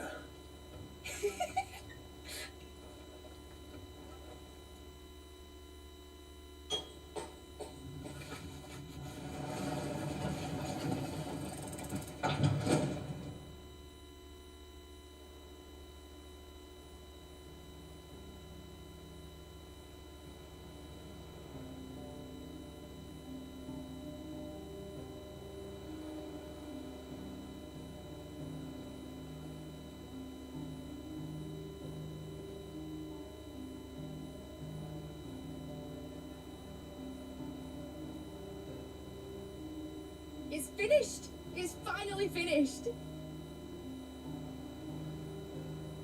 Fuck for that. I'll be feeling my hammer arm for weeks. Thank you, Clive, Blackthorn, everyone. That's one down and just 3 more to go. I'm sorry. Oh, didn't I tell you? The Enterprise has 4 mithril engines, and we'll be needing a displacement stack for each. You don't mean... Don't worry. Now they've got a finished one to work off. My gang in Canva can build the rest. Good luck to them, I say. Right, I'm off to get a sling for this elbow. Any other work comes in, keep it to yourselves, eh?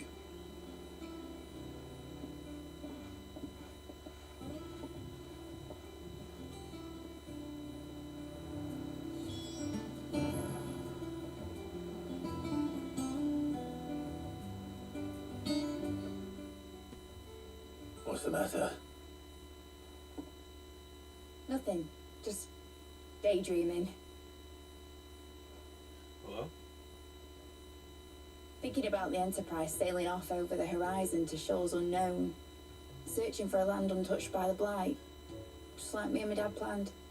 So if the worst came to the worst and every scrap of soil in the Twins turned black, we might still have a chance. That's what she was meant to be. You see, one last chance just in case we needed it. But now she's so close to being finished, I've realised I don't want it to be that. I don't want it to be just a lifeboat for us to cling to if things get desperate. I want people to sail aboard her by choice, not from the lack of it. In a world where we're not just trying to survive, but where we can actually live. I'm working on that. And I'll do everything I can to get you what you want. Don't you always? Alright. My mind's made up. As soon as the Enterprise is fit to sail, I'm putting her under your command. Sod our plans, I'm trusting in yours. Are you sure about this? Something tells me it's what my dad would have wanted. He'd be proud of you.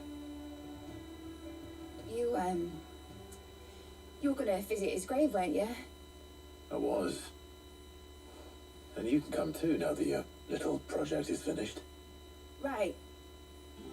There's just one thing I need to finish up first. Won't be a mo. All right. I'll let Otto know you're coming. Meet us in the mess when you're ready. Aye, aye, Captain.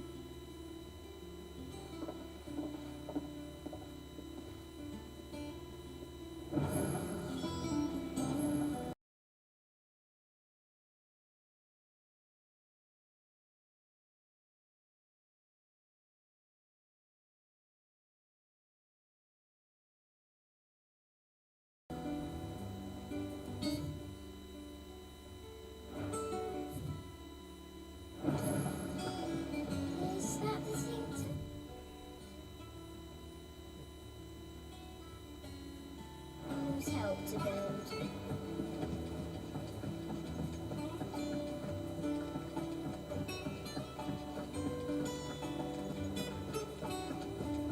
He cracked the crystal too. You're joking.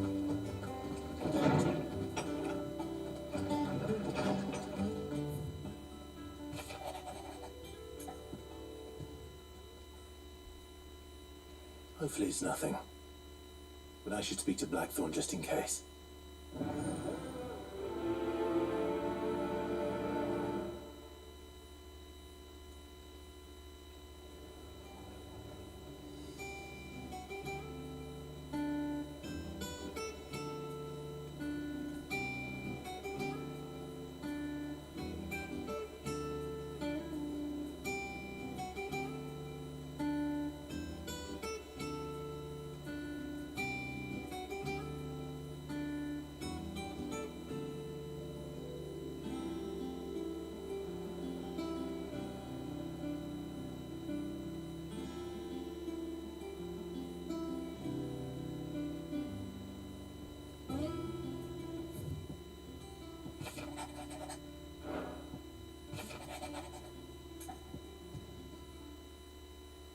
What could be wrong with Torgor?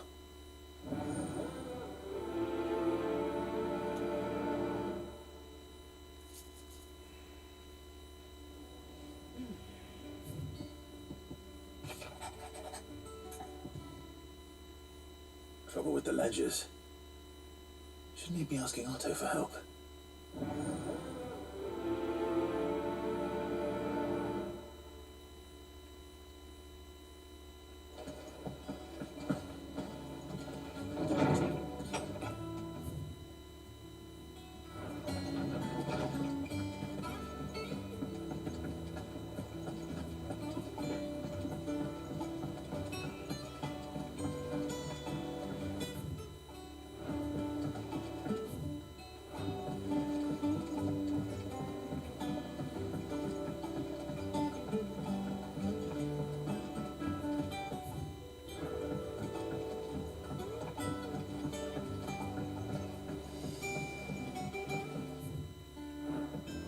Wish I could take one of our birds.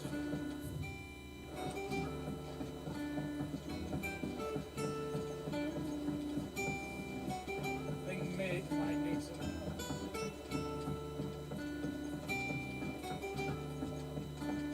Well, here, Sid.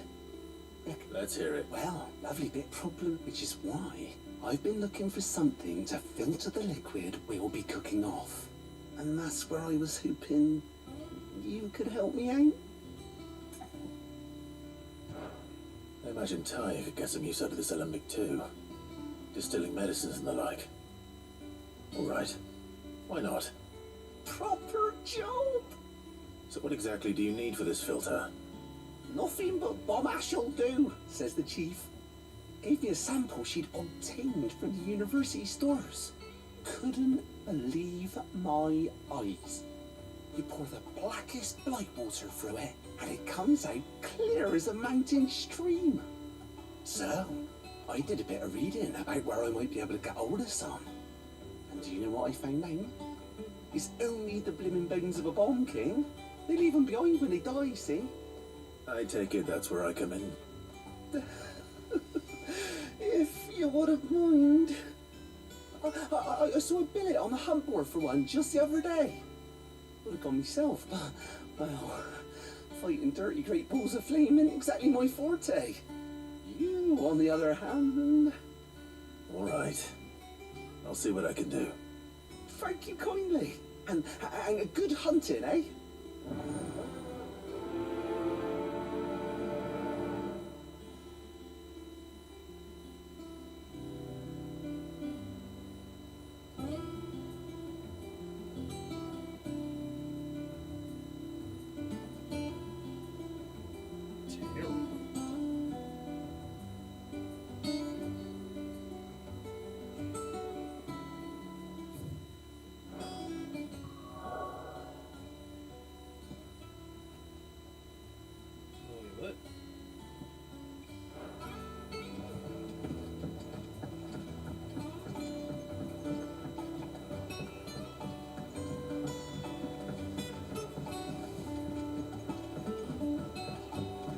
Oh wait, it's on the hunter's board, huh? That's probably good. Oh well, I ain't got nothing but time. Piss break. Almost at 3 hours of streaming anyway.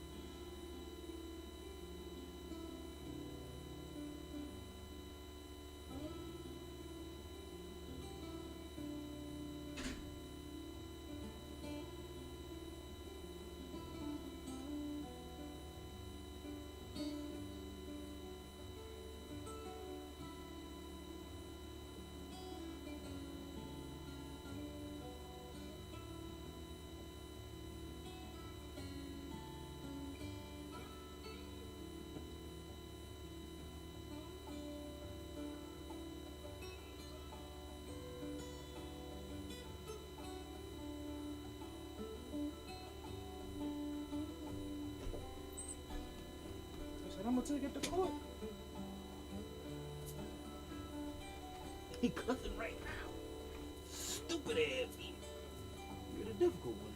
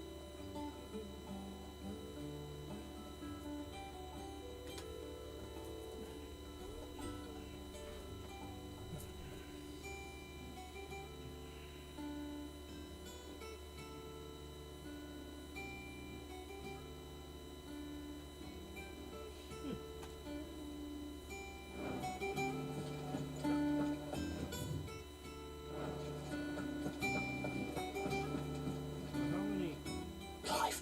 That's why I'm here. Shh. Otto. A little. Listen. I've some bad news. It turns out the Hideaway may be slightly behind in its payment to certain lenders. And it may be my fault.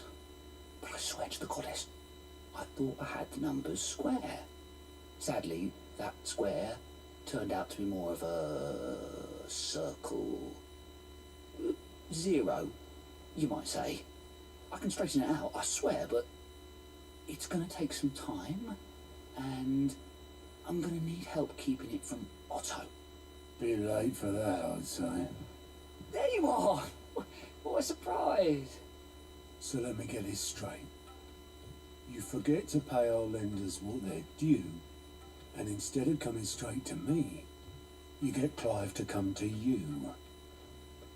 Now we'll dig you out of the hole you've dug for yourself. Clive, the man in charge of the place you've been cheerfully trying to bankrupt. And you thought this was a cunning plan. Why? Well, who needs paying? Oh, just Martha. And the Dame. And, well, Lady Karen. But only 500 talents. We owe 3 of our most trusted friends 5 million gil. Each. 5 million each. They lent us the bulk of the money we used to rebuild the Hideaway, you see, and, well, I must have made some sort of oversight. Those ledgers were my responsibility, and it was my decision to entrust them to you. Is it my fault? Do we have that much to hand? I can always ask my uncle. No, we don't. And no, you won't. We've lightened Lord Rosfield's purse enough. After the king's ransom we had off him, he deserves better than to see our begging bowl. Besides, we'll need to learn to stand on our own if we're going to make this work. All right. But that doesn't mean you have to shoulder the burden yourself. Is there anything I can do to help? There might be. How'd you fancy taking these to Martha and the Dame?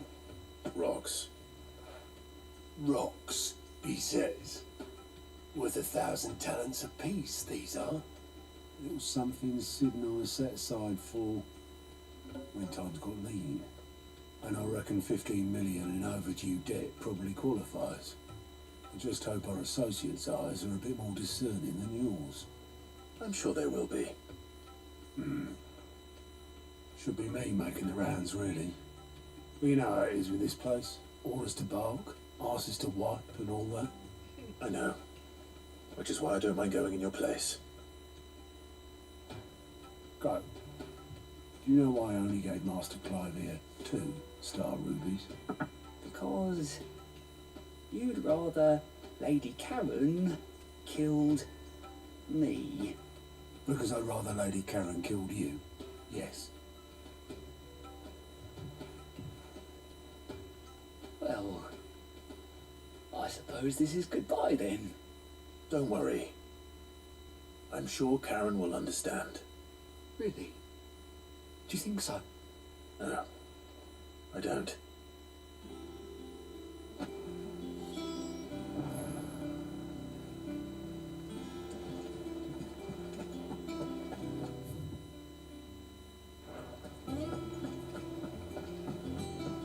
Nick told me she was building a ship. Really? Yes, that thing Tomes helped to build.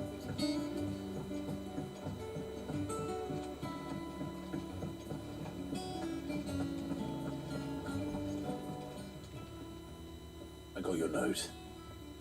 You think something's wrong with Torgal? So you can read. Congratulations. But I didn't say I was wrong with him. I said something weren't right. He's not been eating my treats. He used to love cracking the bones from Molly's boiled brown, but now he won't so much as look at him. Didn't like him. Which is why I'm of the mind that his mind's on something else. You've not been working him too hard, have you?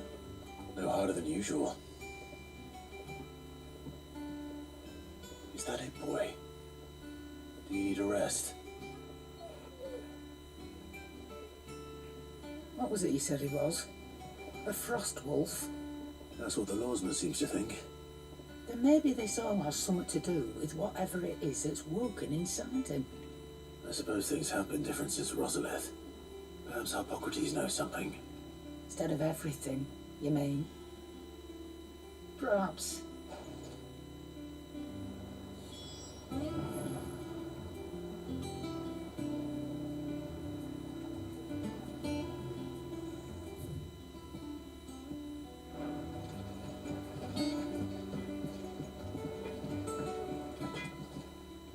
Blackthorn, do you have a moment? Not really, no. This won't take long. I just wanted to ask how you're getting on. August was worried about you, and you might still be doubting your craft, even after learning the trick of that cuirass. Is there something else weighing on your mind? Perhaps sharing your thoughts might help. That bastard's like a dog with a bone. Still, he's got a keen eye, I'll give him that. He's just, well, Karen showed me something I've never seen before. And that was? A sword. An odd-looking thing with a single-edged blade. The metal itself wasn't anything to write home about, but fuck me, the edge on it. You could slice a man clean in two with a weapon like that, and he'd be halfway home before he even realised he'd been cut. So that's what's troubling you? Nah, not troubling me exactly. More distracting. Can't stop thinking, how do you get an edge that sharp? It's driving me mad. And if you knew how to do it, we could arm the curse breakers with even better blades. That's about the size of it, yeah. I'll see what I can find out. Sharper swords are always welcome. And we can't have our master blacksmith being distracted. You're a soft touch, you know that. But I can't say I'm not grateful for it. Good luck, eh? Thank you. Let's see what Karen knows about this sword.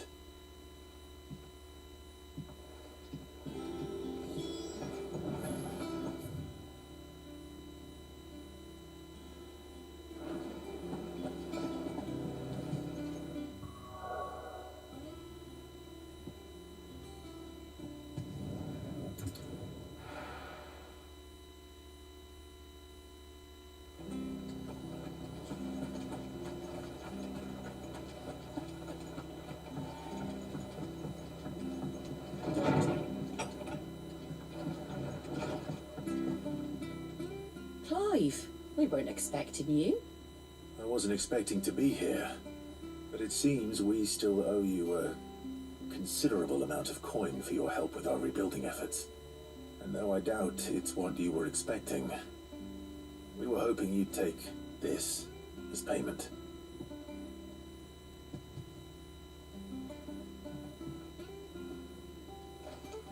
A star ruby? I can't accept this.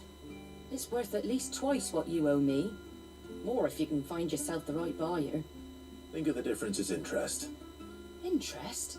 If word got out I charged that much, no one would ever borrow from me again. Anyway, why are you the one here asking me about this? I'd have expected Otto. Bit much sending the Lord Marquis out to settle your debts, isn't it? The old goat working himself to death again? Something like that. Most days I think he's the only reason the hideaway's still standing. Same as always, eh? Back when the place was nothing but a twinkle in the eye of a recently retired Lord Commander, word is he was the first one Sid reached out to. Probably knew that without his strong arm and level head, the idea would never get off the ground. Sid may have been the face of the hideaway, but Otto's always been the backbone. And when Sid passed away, we were all worried that would be the end of it. That Otto would just give up. His death was hard on everyone. But it must have hit Otto hardest of all. But he didn't give up, did he? Quite the opposite, in fact. If I recall, he was the one who nominated you as Sid's replacement, and rallied the rest around you. I reckon what he saw in Sid, he saw in you too. And don't we all? Doesn't hurt that you're half as stubborn and twice as handsome, neither. That, and you keep good company. I suppose I do.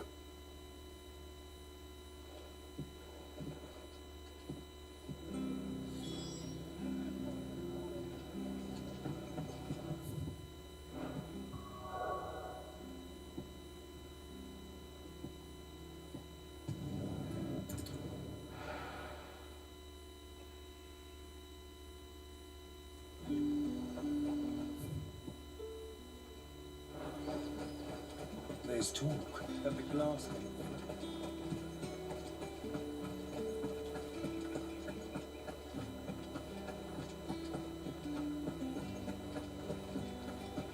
Did you hear that? The gates to heaven. I want to see. It's all right. What am I going to do without Sweetwater and oil of talc? Milady, I come bearing gifts. Gifts? Whatever is the occasion.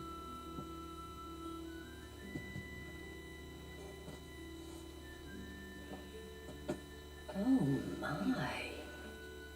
Clive, you really have outdone yourself. Otto asked me to give it to you. To settle the hideaway's debt with the veil. And to compensate you for the time it took us to do so.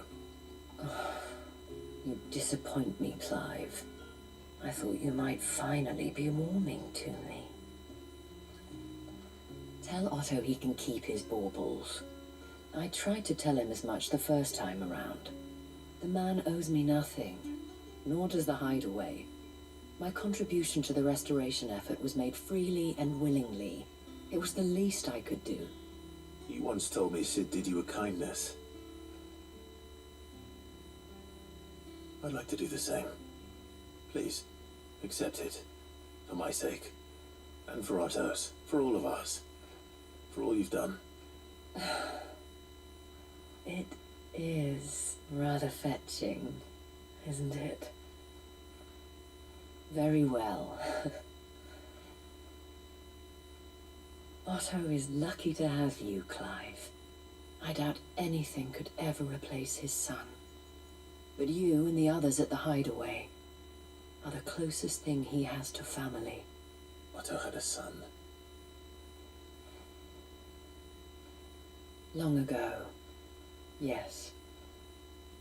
Sid told me Otto lost him when he was just a boy, and blamed himself for not being able to stop it. I don't know how it happened, whether there was anything he could have done, but it was clear that it weighed heavily on him. I didn't know. How could you have? I doubt anyone did. Besides Sid, I've never met a man more keen to bear his sorrows in stoic silence. An ill habit, given that both have always been surrounded by friends desperate to help them. I'm beginning to see that.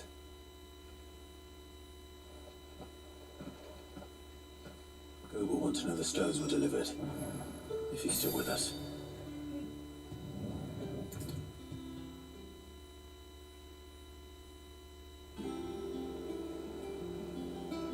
Go. So Lady Karen accepted the ruby.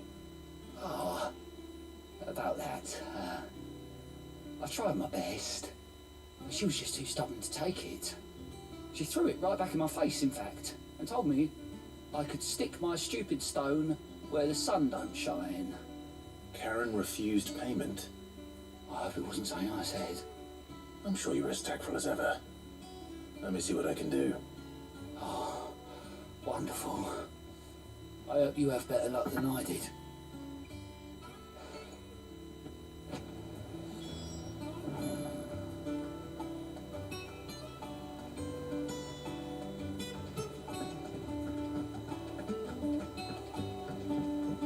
They told me she was building a ship.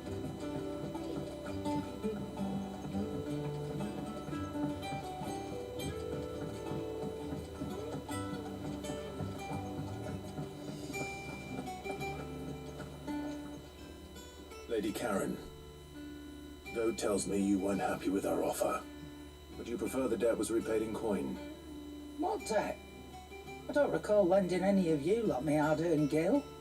I may have tossed a talent or two in the Hideaway's coffers, but those were donations, and you can hardly call it charity if you go asking for it back.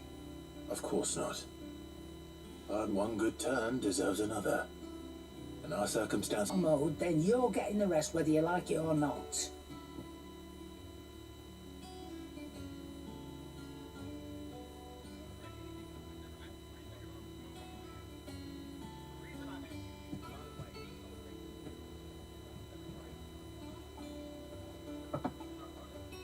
Where'd you even get this?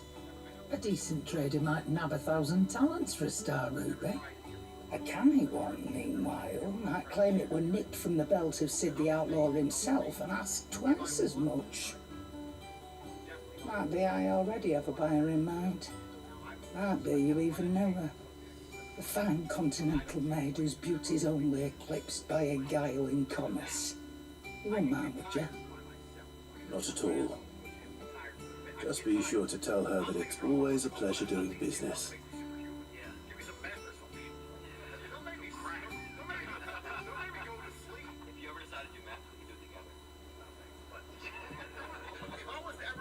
I hear you ended up delivering all 3 stunts. It still isn't long. I sometimes wonder what I pay you for. Speaking of which, I still haven't been paid last month's wages. Oh, so you remember what's owed to you then? Get your ass behind that disc of yours and don't get up before those ledgers are square. Right away.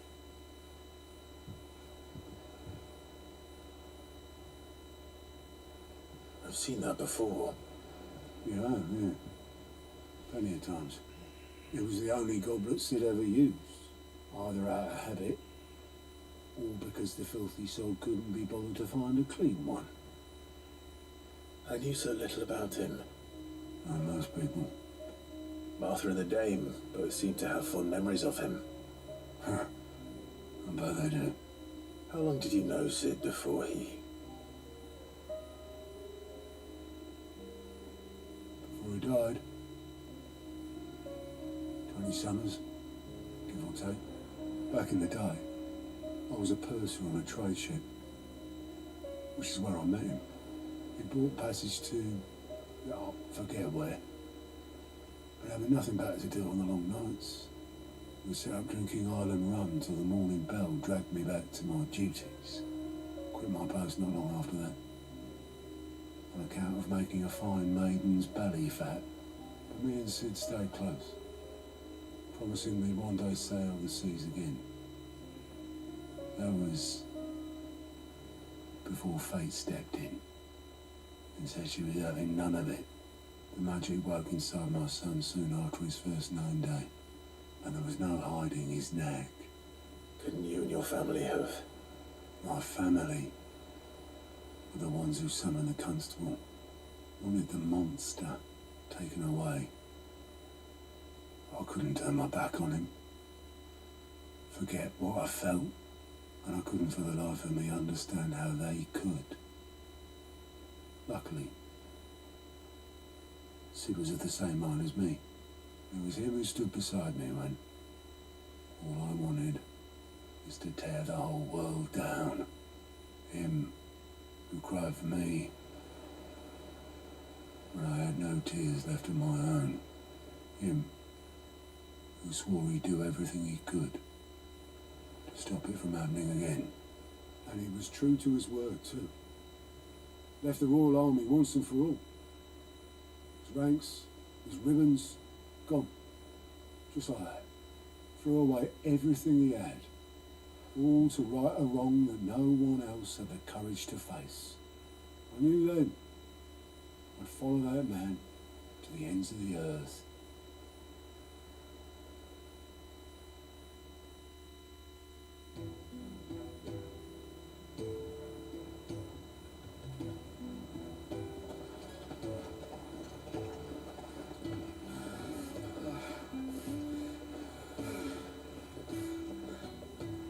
He was always too clever for his own good, was Sid.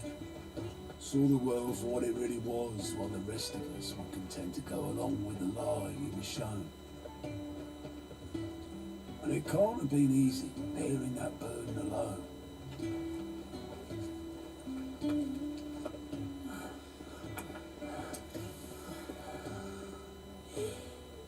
But he didn't let it stop him. He never lost faith in what he believed was right. And that gave us faith in him. Faith he'd steer us true. So I swore to myself that I'd always be right behind you, ready to catch the stubborn sod if ever he should fall.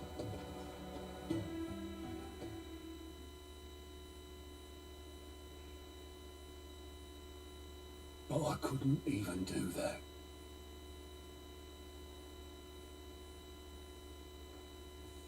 Ignore me, just the ramblings of a tired old man.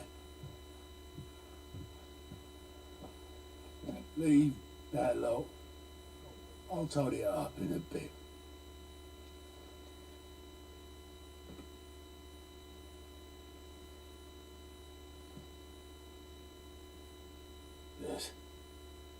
This is Sid's handwriting.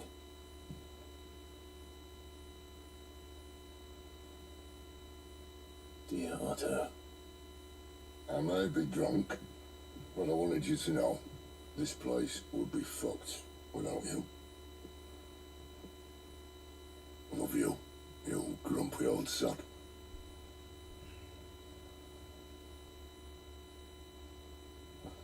This note. What about it? Sid was right. Without you, we'd all be lost.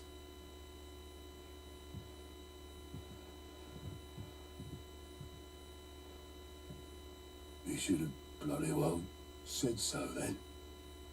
Just once. Before he went. But then, why would he? Him or anyone? I'd only have told him to piss off.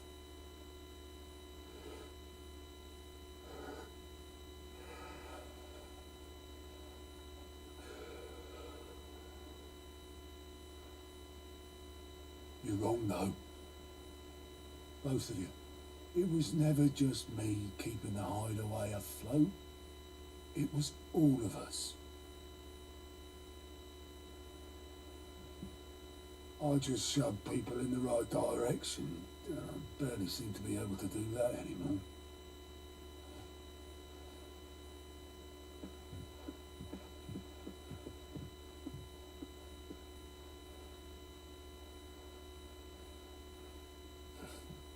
Would you rather go with the helm? Well, maybe I've got a few more years left in me. I'm going to hold you to that, Otto.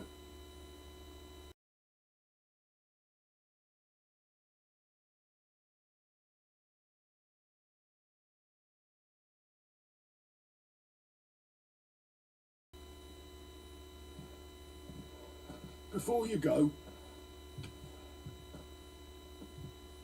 Sid would have wanted you to have this. But that's... This'll do me just fine.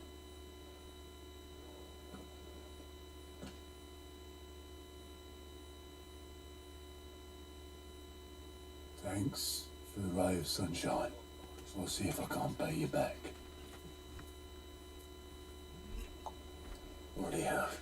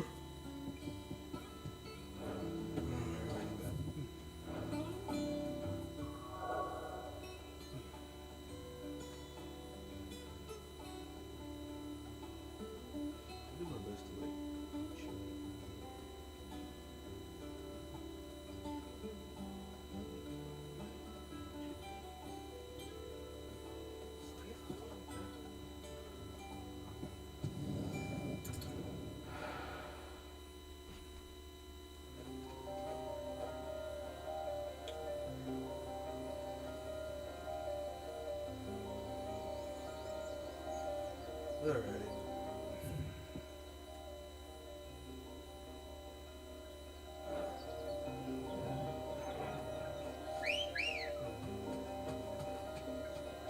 Almost there. Good God.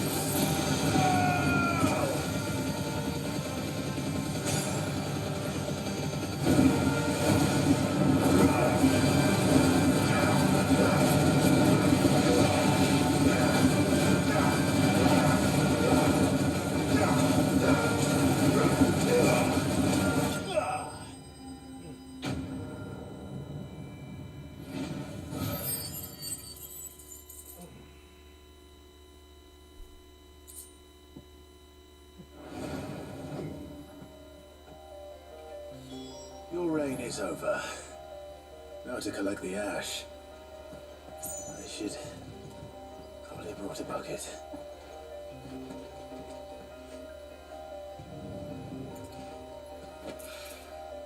This looks like the stuff. Let's see if there's any more.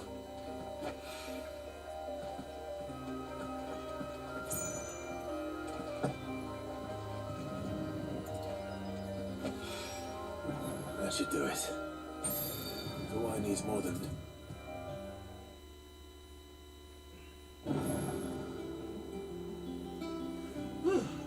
All right there, Sid. How's that hunt for the bomb ash going? I have it here.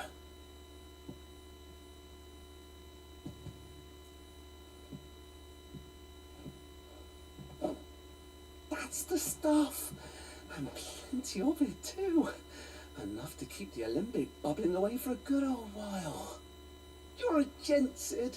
Let none say otherwise. Right then, let's get this contraption up and running.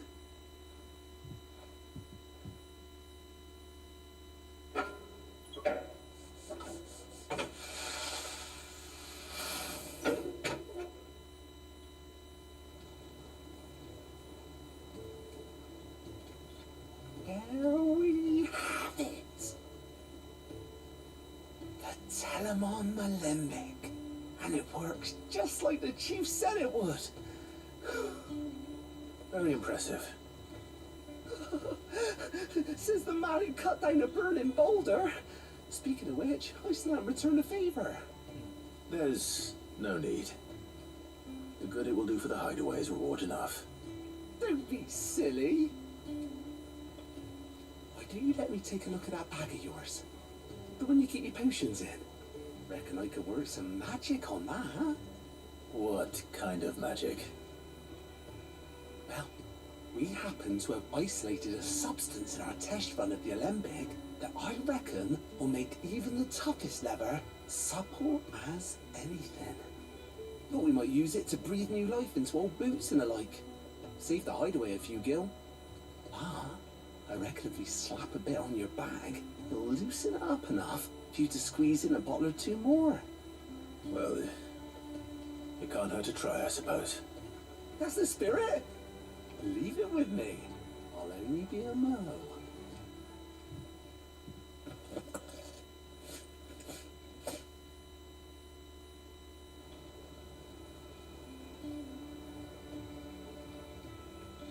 Well, what do you reckon? It certainly feels more flexible. Right? Told you. Thank you. I think. No.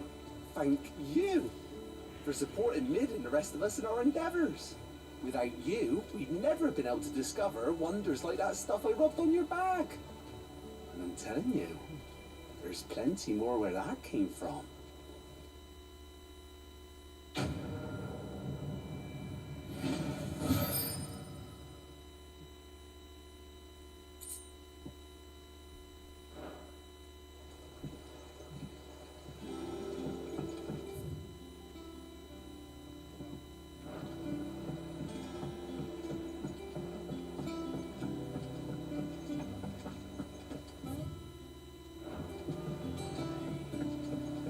I think Mid might need some help tidying up.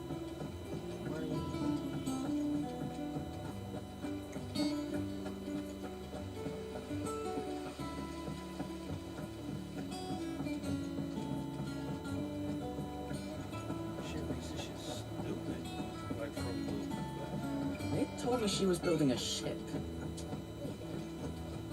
Is that the thing think Toes I'm about to take a nap soon, y'all. Eyes be tired. I ain't got you. You're looking well, Karen. What you want? Out with it. I want to know about the sword you showed Blackthorn. Single-edged and extremely sharp. Running around after him again, are you? I suppose I am, yes. But I need to help him find out how to work an edge like that. It's driving him to distraction. Little wonder, I suppose. There's not many like that make it as far as the twins, and those that do go straight into private collections, which made it nice and easy finding a buyer. Can you tell me who bought it? Where is it now? You think I tell people who my clients are? Suppose you're not likely to go nicking him off me, are you now? Fine. If you stop mooning at me like that. Lord Ignac's the man you want. Dalmekian bloke. Collects weapons and the like. And he's got more money than sense, which is why he's one of my favourite clients. Reckon he'll still be at the inn in Dalamil, where I left him. Thank you, Karen. Oh, and he's a touch eccentric, if you take my meaning.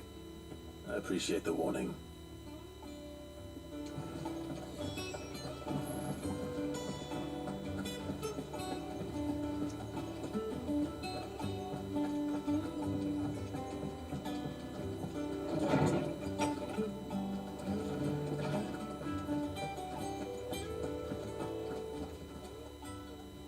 Lawsman, I need to ask you about Torgor. Something's not right with him. He isn't ill, is he? I don't think so. But according to Lady Karen, he seems to have lost his appetite, which is certainly a new development. She says he's hardly been touching his bones of late, and she believes it may have something to do with what happened at Rosalith Castle. I rather think she might be right, though not about his appetite. All canids are instinctively inclined to crack open bones for the rich marrow that resides within, and I see no reason why a frost wolf should be any different. Accordingly, I suspect it is not a lack of appetite that afflicts Torgal, but a surfeit of it. If we assume that his newfound magics require additional nourishment to sustain, it may well be that the bones Lady Karen is accustomed to providing are no longer sufficient. Frost wolves, after all, habitually prey upon far larger animals, whose bones may yield altogether different nutrients. As to where one might find a suitable substitute, some antelopes that graze the meadows of eastern Rosaria have been known to grow to a size more than double that of their lesser cousins. I don't recall ever seeing any that large. And little wonder. The oldest and largest such creatures rarely leave the safety of the highlands for fear of predators. The last elder antelope sighting I recall hearing about took place near Cressida, and that was long before the village was abandoned. Even so, it seems like a good place to start.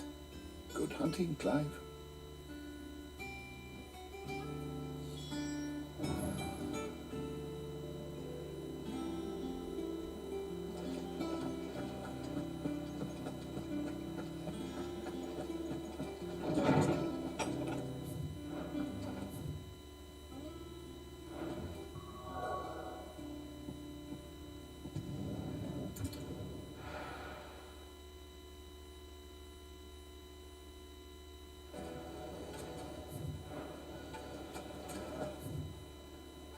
People take notice of wealthy men. Shouldn't be too hard to track down Karen's collector.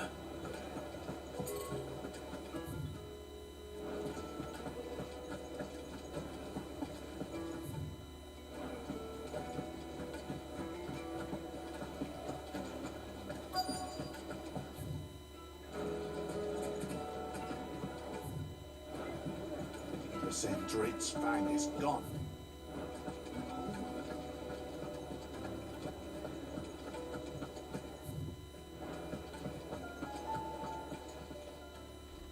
My reputation will be ruined! Ruined! Calm yourself, Lord Ignac, I beg of you, before you do yourself a mischief. Pardon the intrusion, but... Out! Get out! I paid for these rooms so I wouldn't be disturbed. Leave me be! Please, allow me to apologize. His lordship is going through a difficult time, and he's never been fond of guests arriving unannounced. Radim! Get rid of the filthy oaf this instant! Very good, Lord Ignac. Would you mind stepping outside?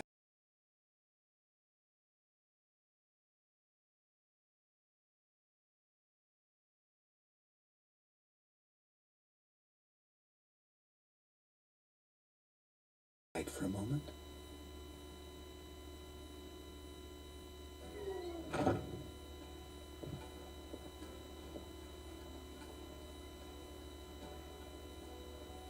I'm sorry if I've caused you any trouble. That? Oh, no. That's just how his lordship is. Though the morning's events have left him somewhat fractious. He's been dispossessed of his luggage, you see. The thieves also made away with a considerable amount of coin. Coin the innkeeper will soon be keen to collect. I don't suppose a certain blade was among the stolen items. A single-edged sword. It was purchased from a merchant friend of mine. Ah, you know Lady Karen? Yes, I'm afraid it was. Then I'll retrieve Lord Ignac's luggage. But I have one condition. You have but to state it. You are welcome to anything that is within my power to grant. I want an audience with Lord Ignac. A few minutes should be enough. Then I'll be on my way. A condition I would be a fool to refuse. Of course, you shall have your audience. I don't suppose you saw where the thieves went. I did not, no. Though some indiscreet inquiries made on his lordship's behalf mean that I know where you might find them. The bandit's bed. Every ill-gotten coin in Dalamil is said to pass through that disreputable corner of the Valcroy. And that's where I'm heading. I shall speak to Lord Ignac in your absence, and arrange for an audience upon your triumphant return.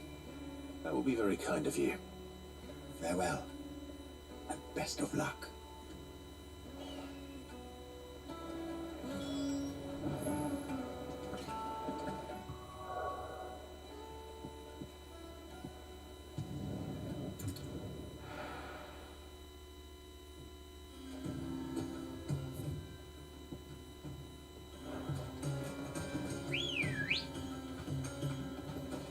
Come on. Run like the wind.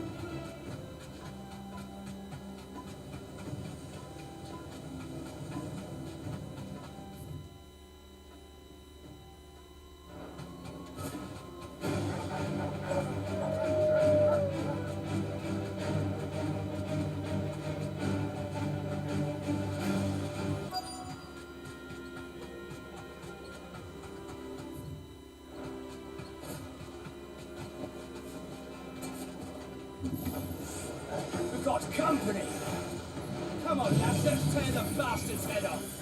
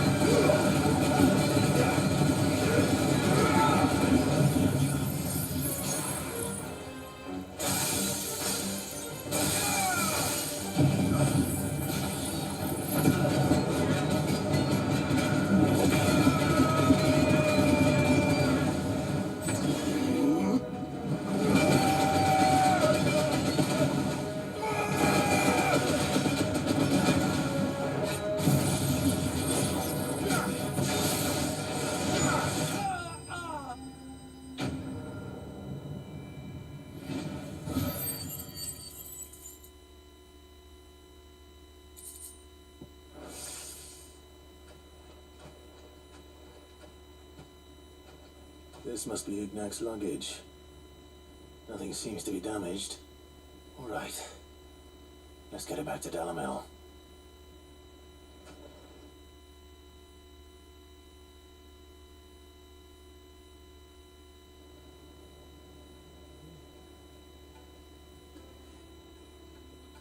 I hear I have you to thank for the return of my effects. What should I call you, my good man? Wyvern. Glad to make your acquaintance. A formidable name indeed. Well, Wyvern, I appear to be in your debt. Radim here tells me you wished for an audience. Is that all? A few moments of your time should suffice, yes. You're a peculiar fellow, Wyvern. All right, speak. Master Wyvern was wondering if you could tell him about a certain single-edged sword you recently acquired. Oh, a true work of art, that one.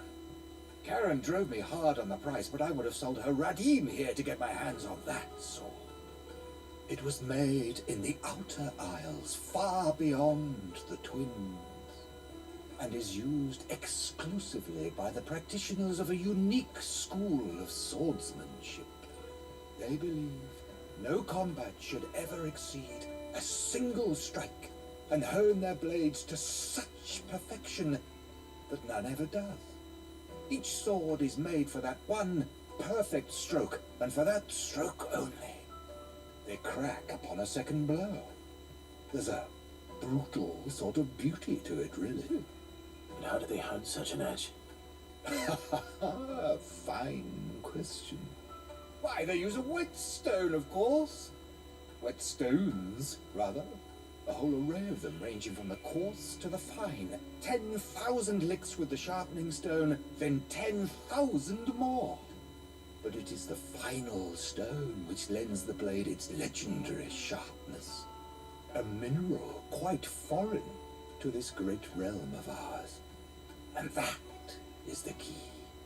The secret ingredient.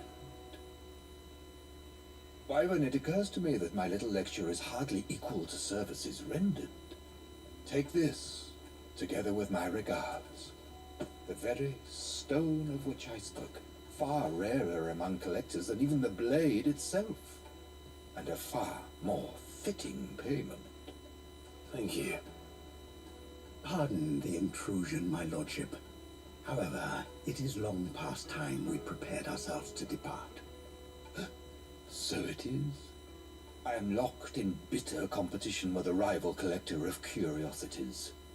I am one step ahead of the unscrupulous scoundrel, but he is hard at my heels. There are many other collectors out there. Too many to count, but only one do I consider my nemesis. Lord Byron Rosfield, and is a perennial thorn in my side. I can imagine. Farewell, Wyvern, may our paths cross again. Radim, we mustn't dawdle.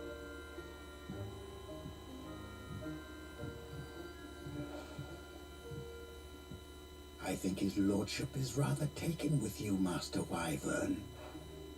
Thank you again for your assistance. Coming, my lordship. I'll be right there.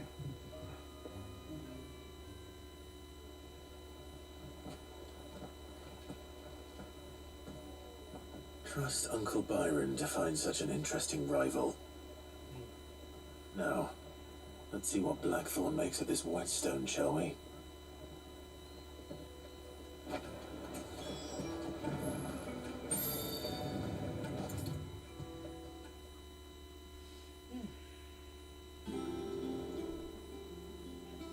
Sorry for the wait, but hopefully you'll agree it was worth it.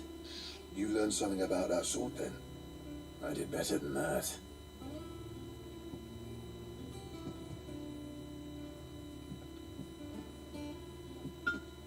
A whetstone? Yes. But not one you'll find anywhere in Valisthea.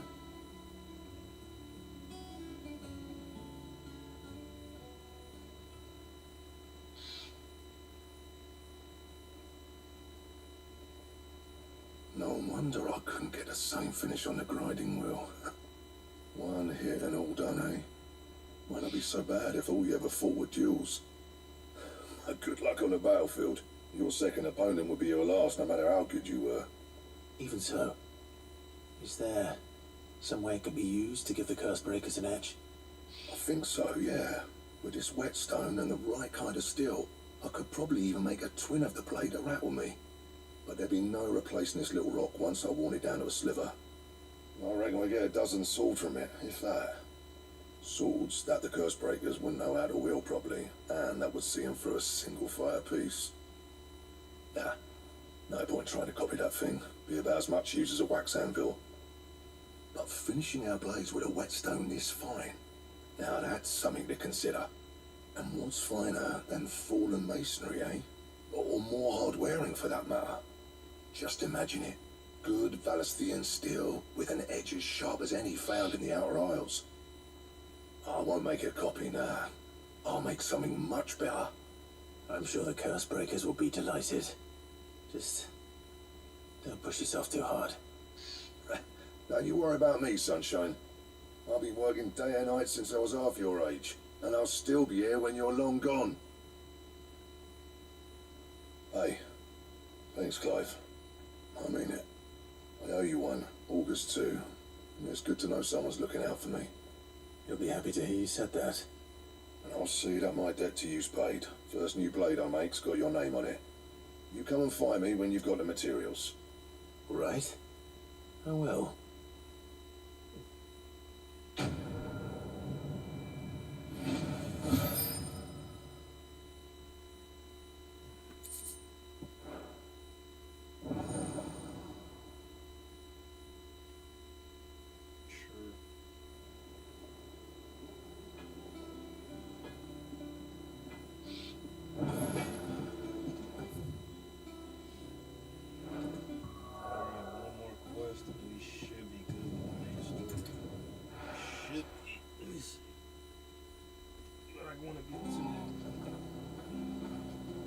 I definitely want to get to a good stopping point because I want to stream some more later on tonight, but I'm contemplating taking like a little quick nap before I hit the gym tonight.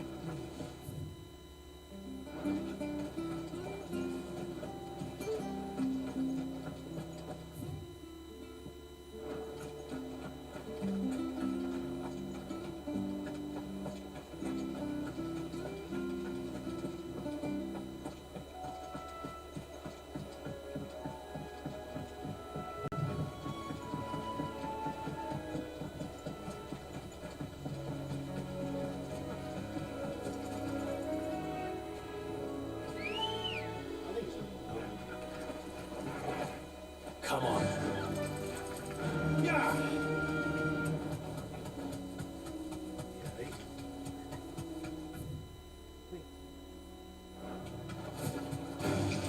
Time to fight.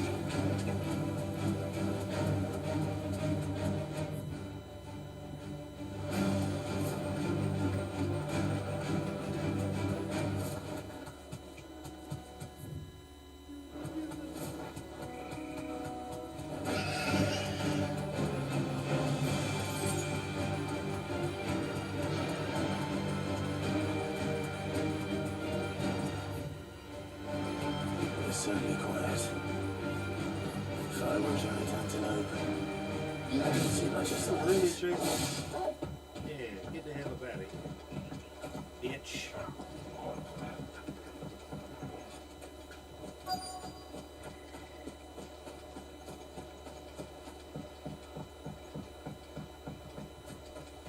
I think I will find one bigger than that.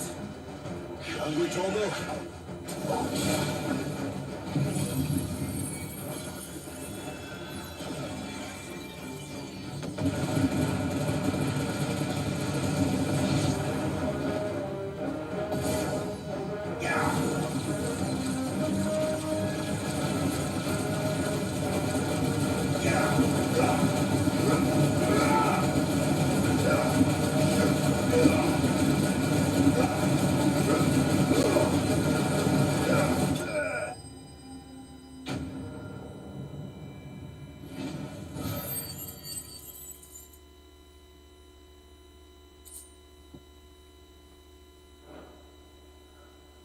gonna see how I feel in the next 30 minutes. Oh.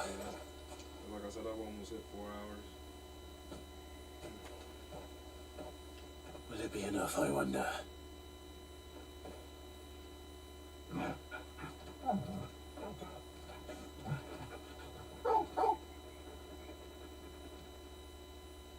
I say that answers my question. Which means we owe the lawsman our thanks. You're just a big puppy, aren't you? A very big puppy.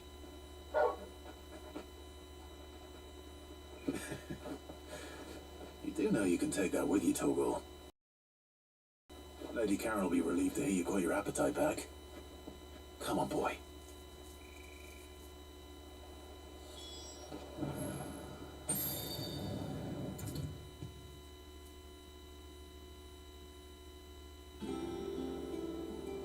I know.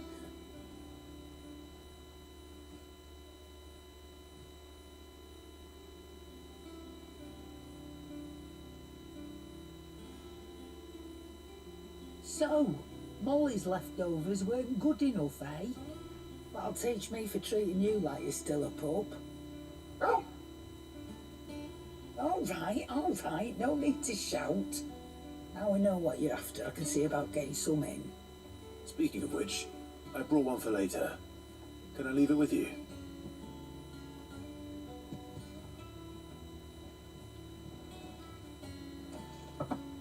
You can, aye.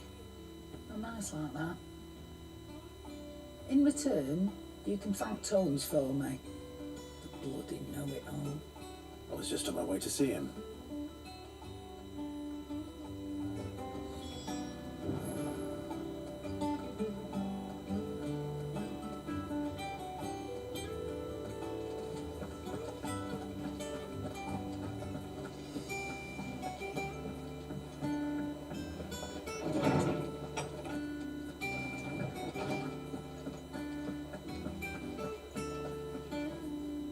Ah, Clive.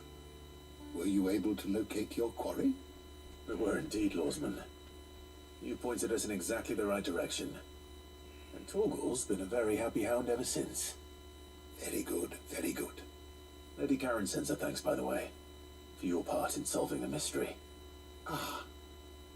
But that reminds me. After your last visit, I found myself pondering Torgal's talents. Do you recall our conversation concerning Lady Jill's role in Torgal's transformation? About how she somehow woke the power within him. Precisely that. A reasonable conclusion, I thought, but one which raised certain questions in my mind. You see, the Fenrir of legend served Shiva and Shiva alone, and while the powers attributed to him are certainly impressive, the records imply they are somewhat different in nature to those you described Torgal as having used. What are you suggesting? That Torgal may be the beneficiary of more than one icon's power.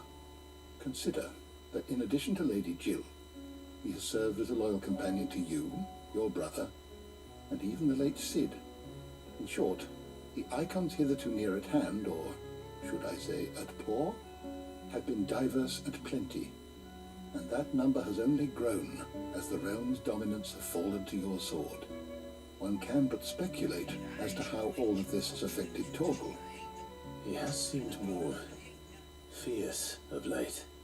And if I'm not mistaken, he will grow fiercer still. We are fortunate indeed to be able to count him amongst our allies and not our adversaries. Oh, he's more than an ally. He's a friend.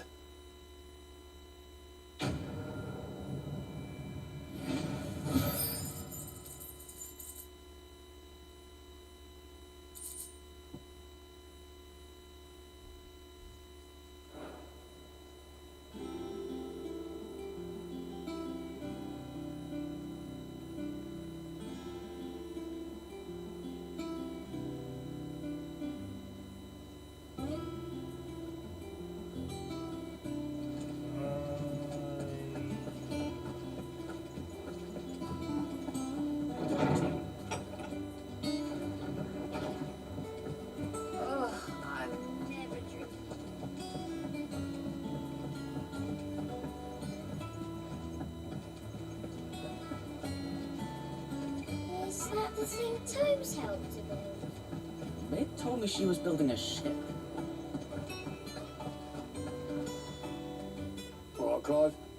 Astrid's. We'd finished sending half the hideaway traipsing across the twins, has she? I swear, that girl'd do anything to put off visiting her old dad's grave. No excuses now, though, eh? Not quite. She said there was one final thing she had to take care of. I'm sure she'll be finished soon enough. She said that? In those words? She did, yes. Clive, were you born yesterday or something? There is no thing. She'll probably be halfway to Canva by now. Man. I might still be able to catch her.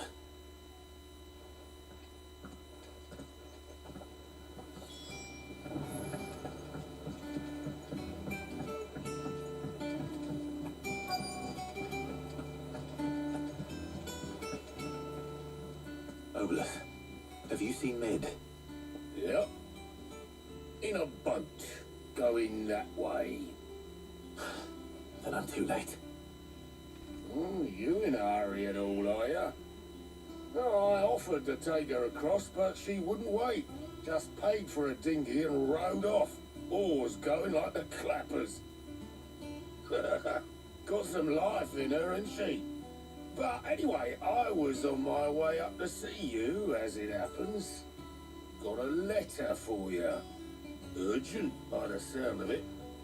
One of your uncle's men said I was to hand it to you in person, post-bleeding haste. And you're here now. Thank you, Obelith. Don't mention it. What tidings, Uncle?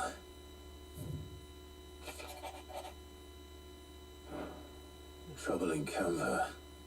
Well, I'll need someone to keep an eye on Mid.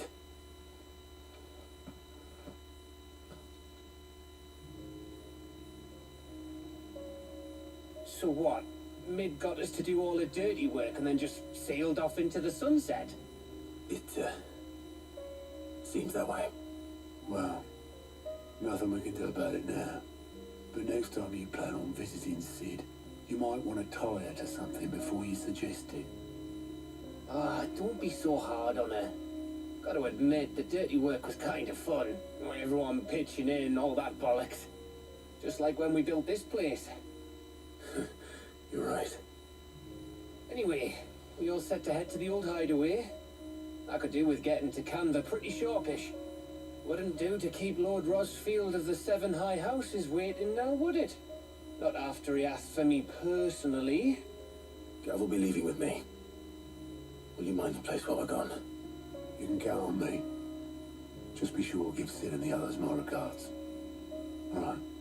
Oh, by the way, Jill will be joining us too. She's got some things to take care of, but she'll meet us there. I hope she's telling the truth at least.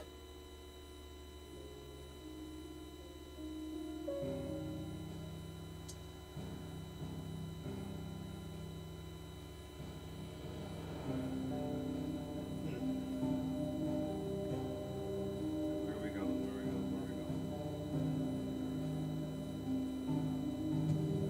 we going?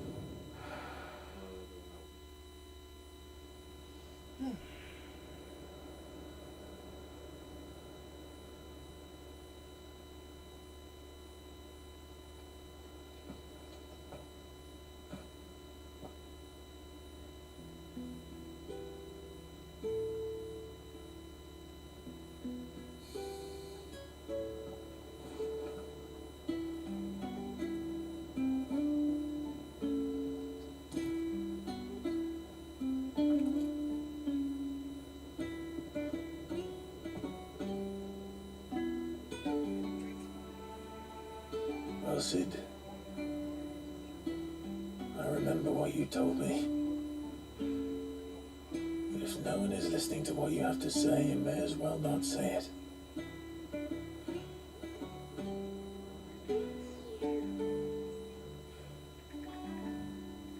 But I will say this, old friend.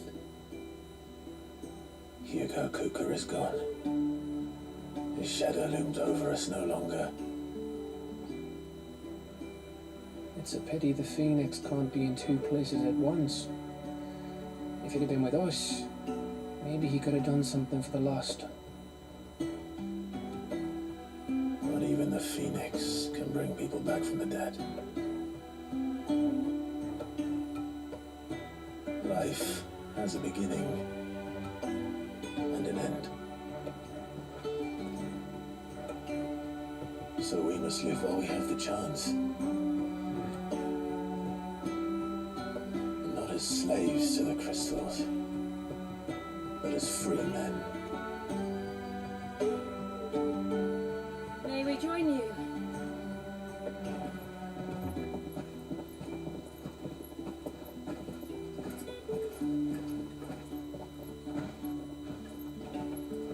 Lady Karen, what a pleasant surprise. I thought I'd drop by and see how you were all doing before heading off to restock my supplies.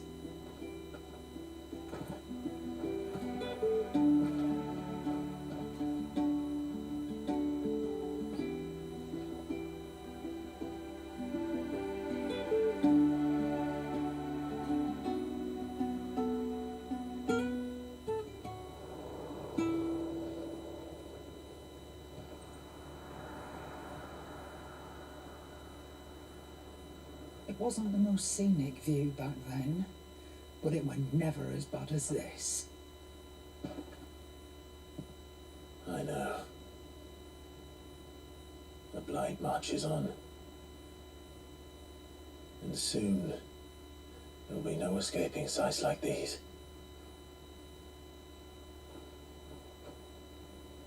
So our mission remains unchanged. We cannot stop until every mother crystal is gone, and their thirst for ether with them. The only one that remains in Storm is Drake's tail and the crystalline dominion. Our next target. We're going to Twinside. It's the capital of the Empire these days. I wouldn't like to think how tightly guarded they've got the place. Not that that'll stop you, but we do well to scout it out before you go charging in. We would indeed. If you're off to the Dominion, you can take this great lump with you. Goods. Oh, I am sorry. Have you forgotten you're the most wanted man in the Twins? I thought you might like to disguise yourselves as the attendants of a travelling trader, assuming you've no better ideas. You wanted to buy yourself some tools, didn't you? Well, now's your chance. You're letting me go with them? Oh, thanks, none. Stop that! You break me bones, you great galoot.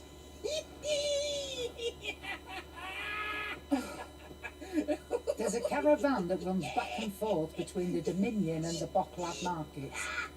It's managed by the Merchants Guild. Just show them Goots' traders pass and you'll be on your way. It'll be a damn sight less risky than footing it the length of the Crystal Road. That's for sure. Thank you, Karen. And glad to have you with us, Goots. Okay then. I'll get me things and I'll meet yous there. See yous down in Bucklad. Get off! Me poor fingers! Jill, you're with me. Understood. And Gav, Already on my way, Captain. be careful.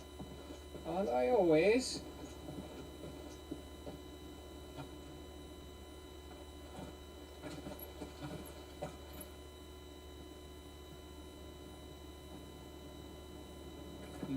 Do you see that, Sid? Your protege's making a proper little outlaw of himself.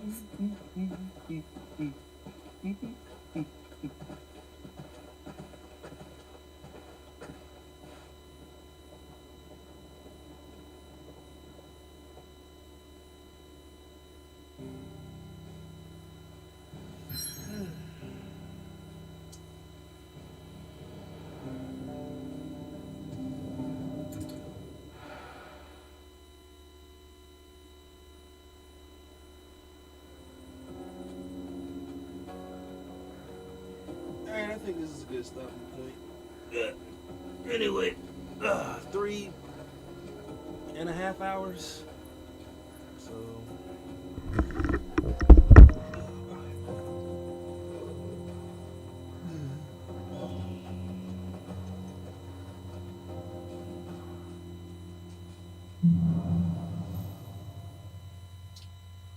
looks like I'll be back in a couple hours. How are you?